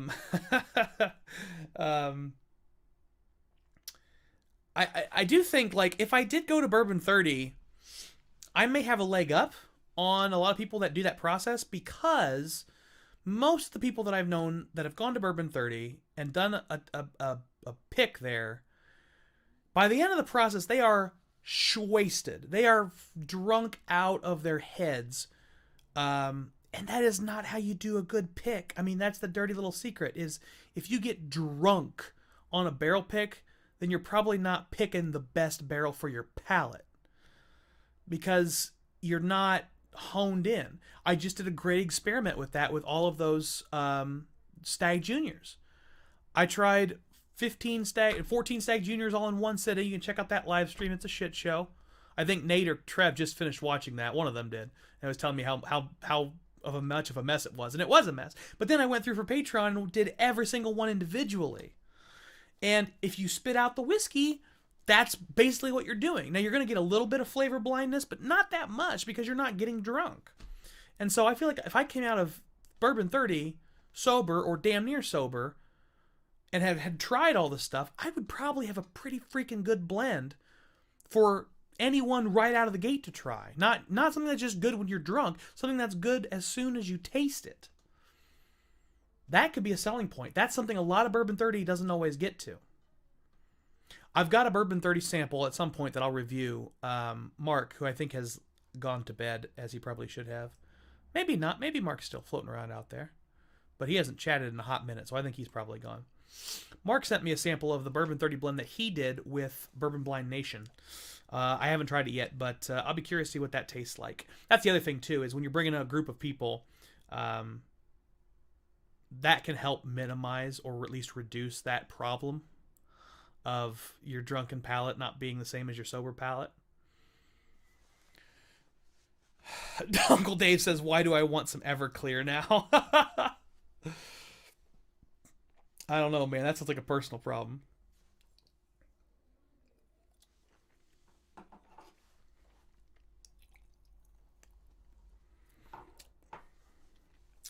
Yeah. Trav just said he finished the Stag Junior Live. It's a good watch. Go check it out if you haven't. Yeah. Nate and Trevor, if you could, go ahead and throw that in the chat, and then throw the Patreon link in the chat. Because, there's a lot of cool content out there for people that, if you're willing to throw down $3 a month, which is honestly not that much money. I mean, for $3 a month, that's less than a cup of coffee at most places, that you're going to buy a cup of coffee. So, like, don't supersize your McDonald's meal, and it's $3. That almost worked as a link, Nate, but not quite. But there's just a lot of good content out there that I want more people to see. I've released at least 16 or 17 videos just for Patreon members, reviews and other kind of contents. Nate's right that the $12 value is the better. The $12 is better, but I think it's, to me, like, I can't believe there aren't more people doing $3 a month. Don't say whatever to me, Nate. Can't you type? I'll get my keyboard and type a link. I'll wrench somebody else that knows how to type.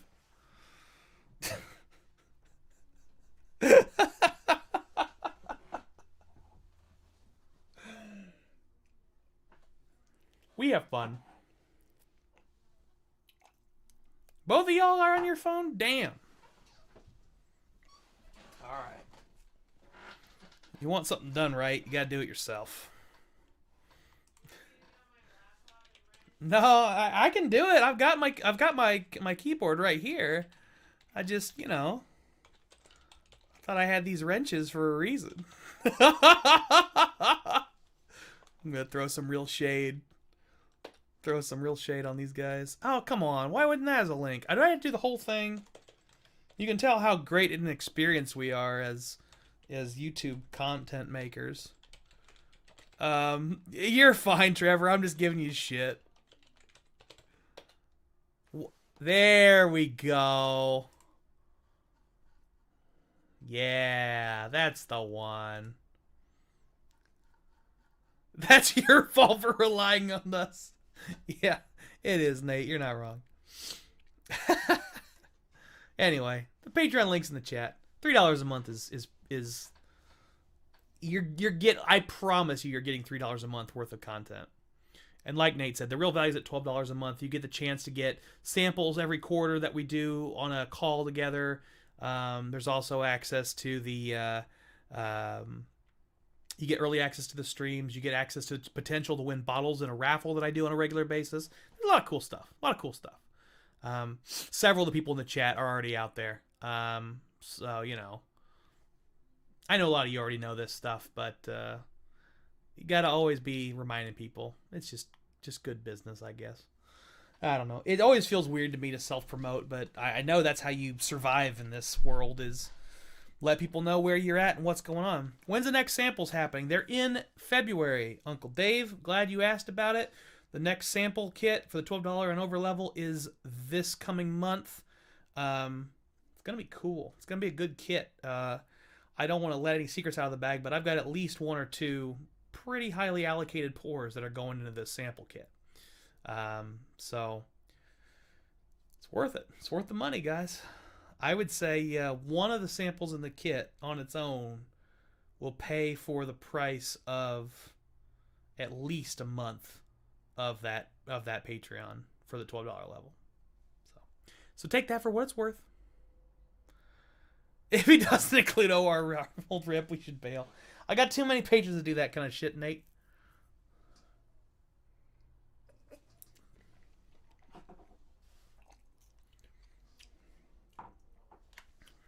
You know what? That Maker's Mark is getting weird on me. The more I keep every sip I take, I like it less and less.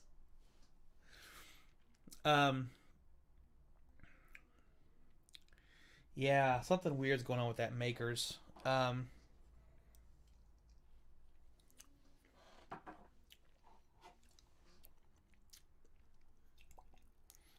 If I keep it in my mouth for longer,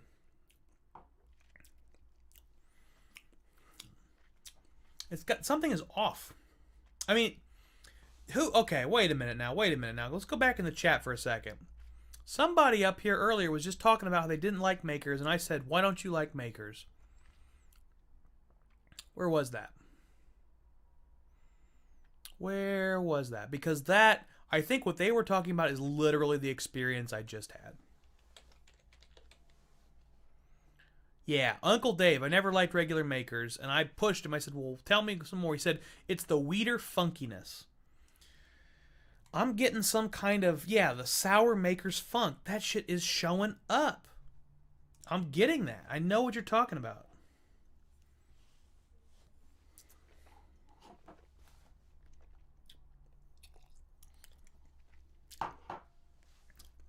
Yeah.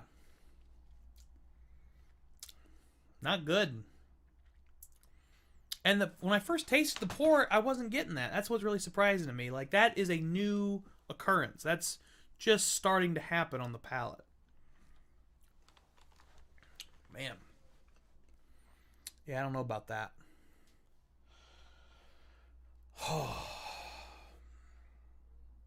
I'm out of the Maker's Mark.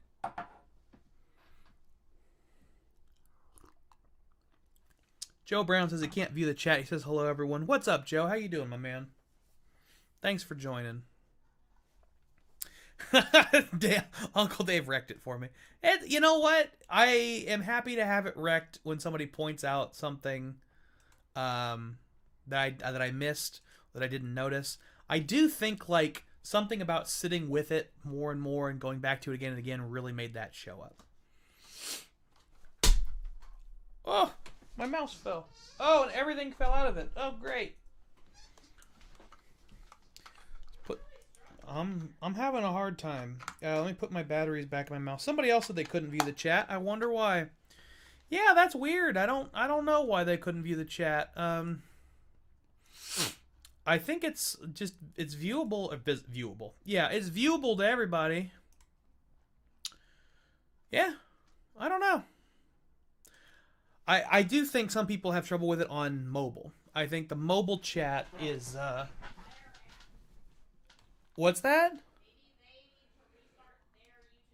Yeah, Yolanda suggests restarting your YouTube app from the other room. I don't know. I mean, as long as some people can see it. I mean, it seems like they can. People are chatting in the chat, so I'm hoping people understand what's happening. More popcorn. Here we go. Well, you know what? Let's taste this. I have no idea what this is. Not a clue.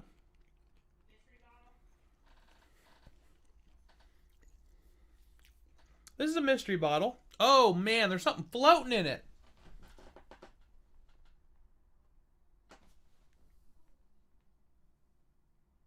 What is that floating in it?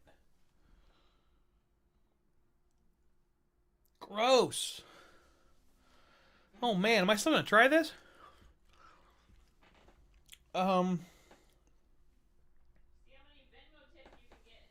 Yeah. Yeah, I was gonna try this, but now I'm not so sure. If anyone wants to throw me $5, my Venmo is @ThinkFletch. If you want me to try this, I'm not sure I'm going to. Otherwise, Joe says, Yolanda, you're a genius. Thank you.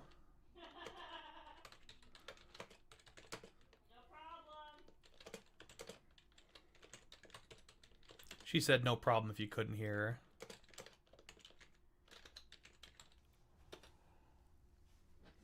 Yeah, I'm not sure I'm gonna drink this, guys. Like, it's cloudy as hell. And did you see that thing fall? I know you saw that thing fall. There it is. Ugh, what is that? That is gross. It looks like a tiny slug. Oof. Ugh. Well, I'm gonna wait on that at least. At the very least, I'm waiting on that. Oh. Okay. Let's taste something else. You know what? I'm gonna mix it up a little bit.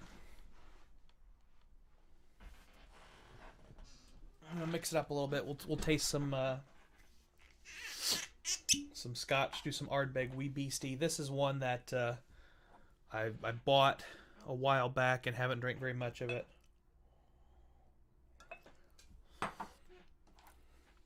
I won't do that, Joe, if people send me Venmos. I will actually consume it.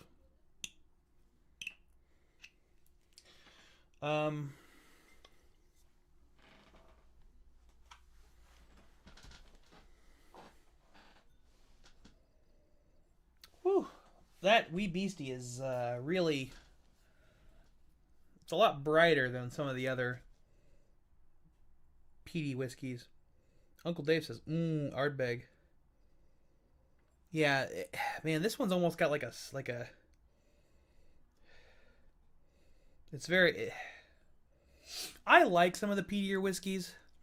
You gotta think about them very different than bourbon, though. You're in a totally different headspace. But the Ardbeg in particular, The Wee Beastie, I mean, in particular, is, yeah, most of the Ardbegs are pretty heavy peat, Trev. But this one in particular is like, it's got like a decomposing vegetable quality that's really hard to get over. Some of the other Ardbegs are solid and don't have that, but this this has a real like decomposition vibe that I'm not super pleased with.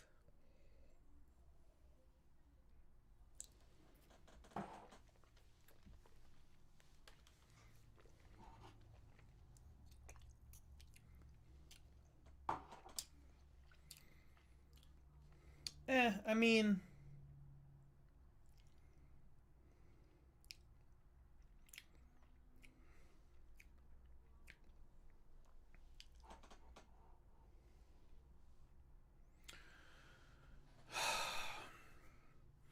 now I have had some that have that roasting meat on a campfire. Matter of fact, the one that gave me that more than any other pour, Uncle Dave, was the Lagavulin Offerman Edition.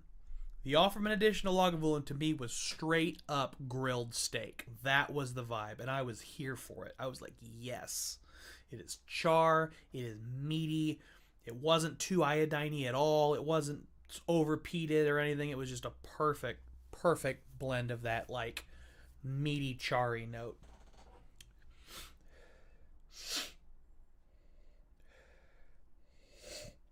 Rotting vegetables brings back memories from the farm 10 years ago. You've had some experiences with rotting vegetables, I'm sure, that others just can't even relate to, Trev. Oh, it's hard to smell. I like the taste on this one better than the smell. Because it really does have an awful smell, but tasting it...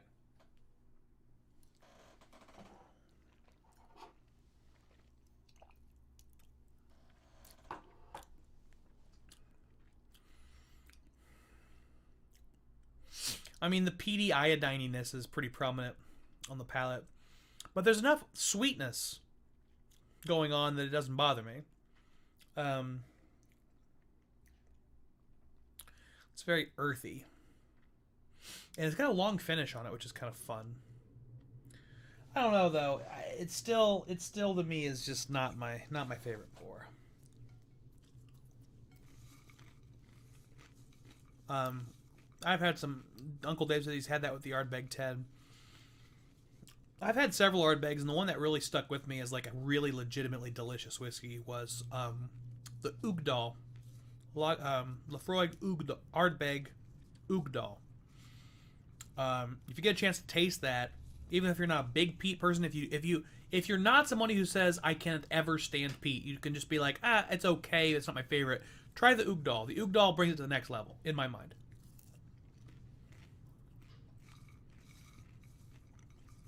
Fun story with the Ugdal.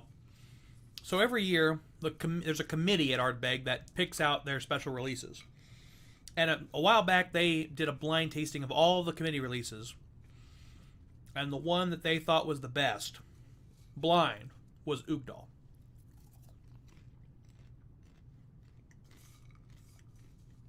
And I get it. It's a good pour. Solid stuff.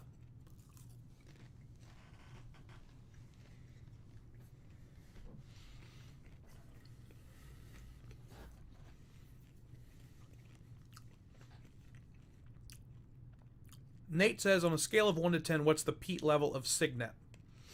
Signet, that's Glenmorangie, right, Nate? Very tasty, top dollar version from their lineup that we had in Fort Wayne that was very solid, very, very solid. My memory on that one was somewhere between 0 and 2. I would probably say 1. Very, very slightly peated, but it did seem like it had some peat to it. It reminded me a lot of some of the very lightly peated Japanese whiskeys.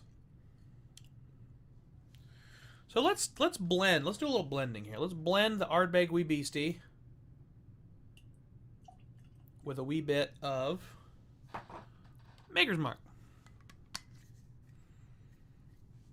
Yeah, most scotches that have peat are slightly peated, I would say. If you're not in the Campbelltown or the Isla area in particular. There's a lot of good, slightly peated whiskeys out there. Yeah, the Johnny Walkers are lightly peated because they're doing a blend. They blend some peated and some not peated, for sure. Although Johnny Walker's just not one of my favorite blends, but it has less to do with the fact that it's peated and more, I think, to do with the source of the peating. I think they're using Kale Isla, which is not one of my favorite base whiskeys. Just personal preference. So this is about half Ardbeg Wheat Beastie, half Weird Weeder Funk Maker's Mark. So let's see what happened. Ooh, it sweetened it up a lot in a really nice way. This might be onto something here, guys. This might be onto something.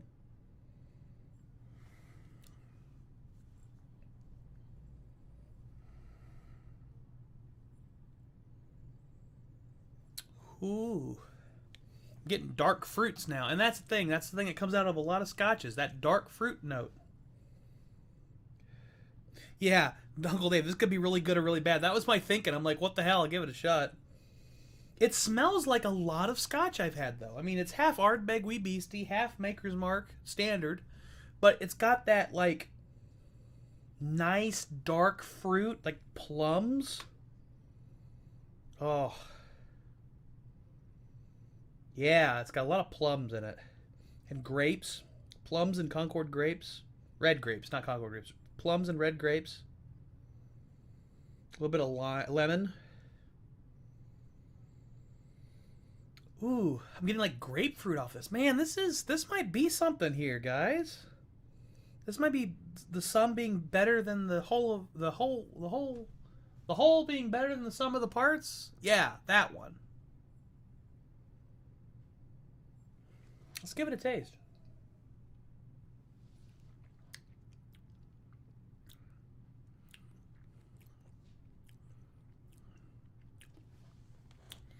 The finish isn't my favorite.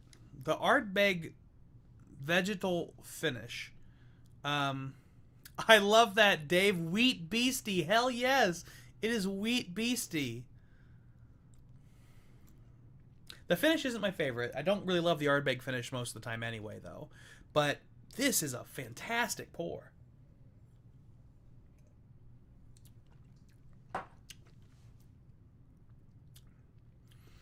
Man, that just balances it right out. The only way you really know it's Ardbeg is the last 15 seconds of tasting.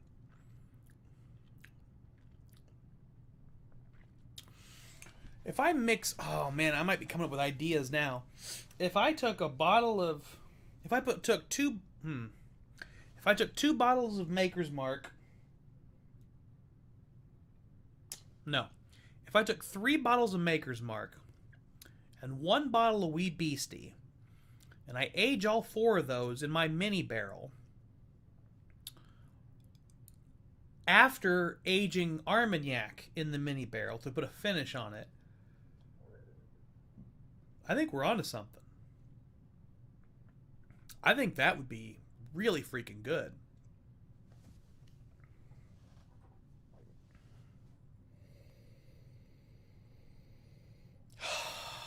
Man, it's good on the nose. The sweetness, I think, definitely cuts out the vegetable note. And that's kind of what I'm thinking with an Armagnac finish is... Because it's not terribly sweet on the palate. I mean, it's a little sweet, but it's more like citrusy. But yeah, I think you take this whole process and you throw in some Armagnac. You can do some cool stuff. Trev says I need to try that. You know, that's a fun thing to do, but that's kind of an expensive experiment, unfortunately.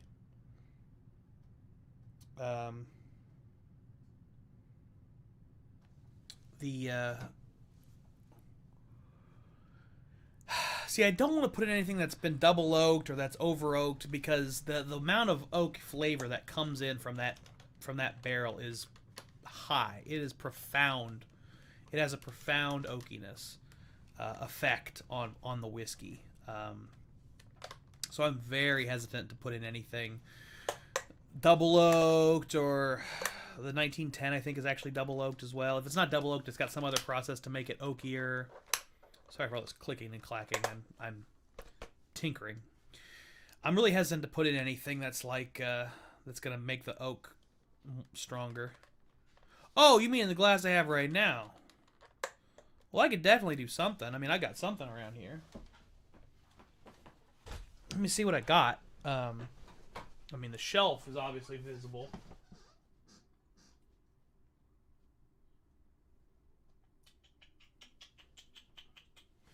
Let me grab a 1910. I've got one of those right off camera.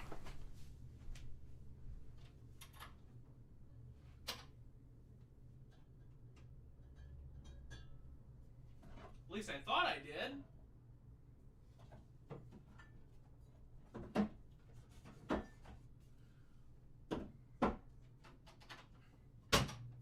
Guess not.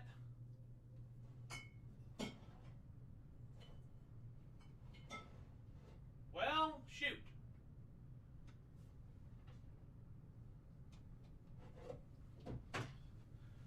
Alright, we're really gonna mess this up. Ugh. So, I've got the Bardstown Bourbon Company Distiller. It says Bardstown, made with straight bourbon whiskey distilled in Tennessee. So this is Dickel. Blended and finished in Bardstown. It's finished in orange curacao. I'm going to add a wee bit of it to the wee beastie. We'll see what happens.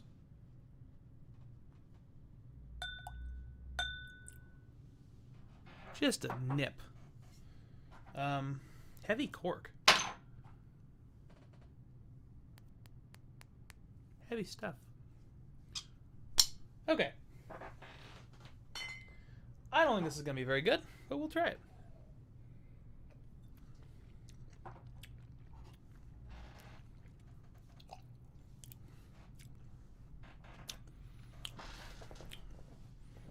Yeah, it competes too much on the finish. Too much competition on the finish. It was a fun experiment. I'm glad I tried it, but yeah, I'm not sure about that.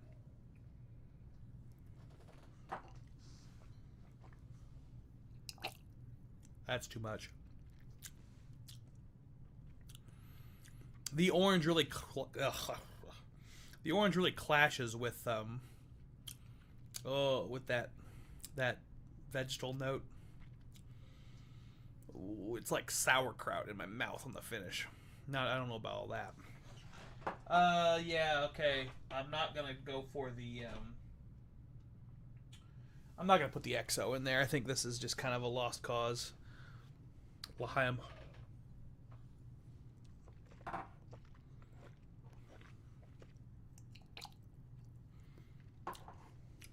Ooh. It's good for like 80% of it. Yeah. It's vitamin vegetables. Not having that.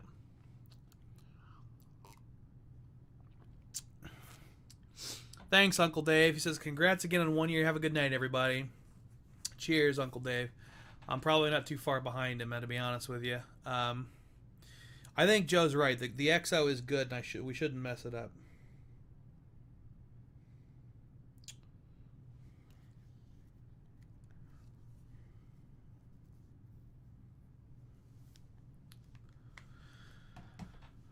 Oh, man. Well, you know, I'm excited, guys. I can't believe I've been doing this for a year. It really, to be honest, it feels like longer. I mean, it's become such a part of my life so fast that I can like barely remember a time without it.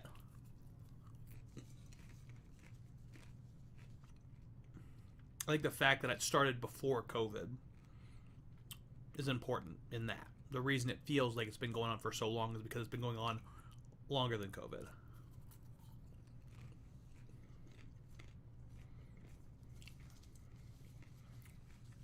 Which, for some reason, that I don't fully understand, people are very skittish to talk about COVID on YouTube.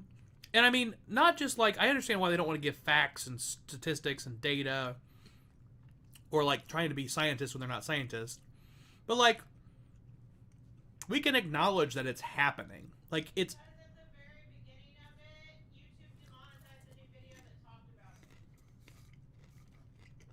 Yolanda said at the very beginning of it, YouTube did demonetize any video that talked about it. I don't think they're doing that anymore. They are not. But that's why they're skittish. Trev said COVID has made this whole year drag. I feel ya. It has. This could have been a lot more fun. Hanging out with you guys in person a lot more often. Going down to Kentucky.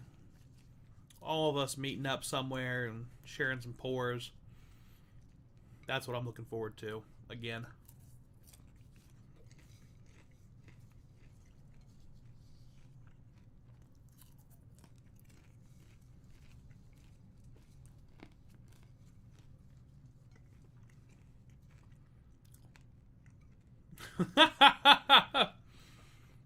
I love watching that happen. I just get silent and watch until the concurrent viewer number drops. I don't know why that makes me laugh so much, but it's just like people that are paying attention, they know like I'm just being weird, and then I'll come back in about 10 seconds. Chance to check your phone or something. Figure out what else is going on in the world. It's not a good strategy, probably, for keeping viewership, but it makes me laugh. And honestly, like, we all need a good laugh, you know?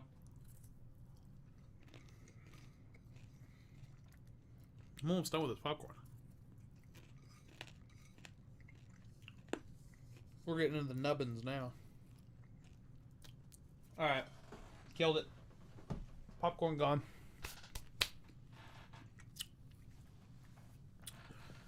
Oh, guys, it's almost 11:30 here. I've been streaming for 2 hours. I was streaming for an hour and a half before this 2-hour stream, so I'm spent. I'm gonna call it a night. Thank you all so much for watching this.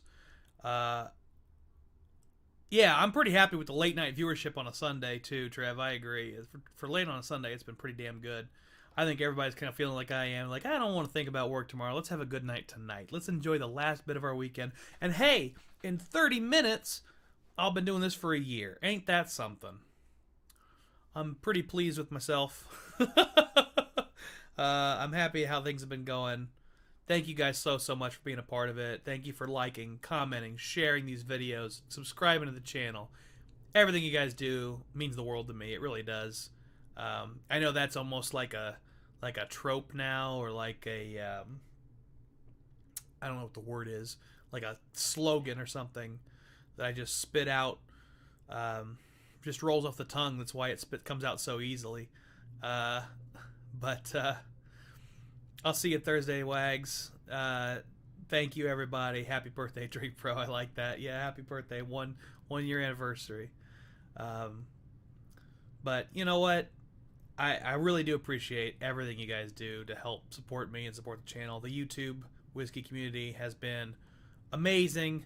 I've gotten so many good samples I never would have tried in a million years, not if it weren't for you guys and this channel. So thank you, seriously, S words. Thank you. I'm gonna go to bed, get a good night's sleep, kick some ass this week. I got some great videos coming soon. Tuesday, for those of you who aren't in the Patreon, we got a really awesome review for my 1 year.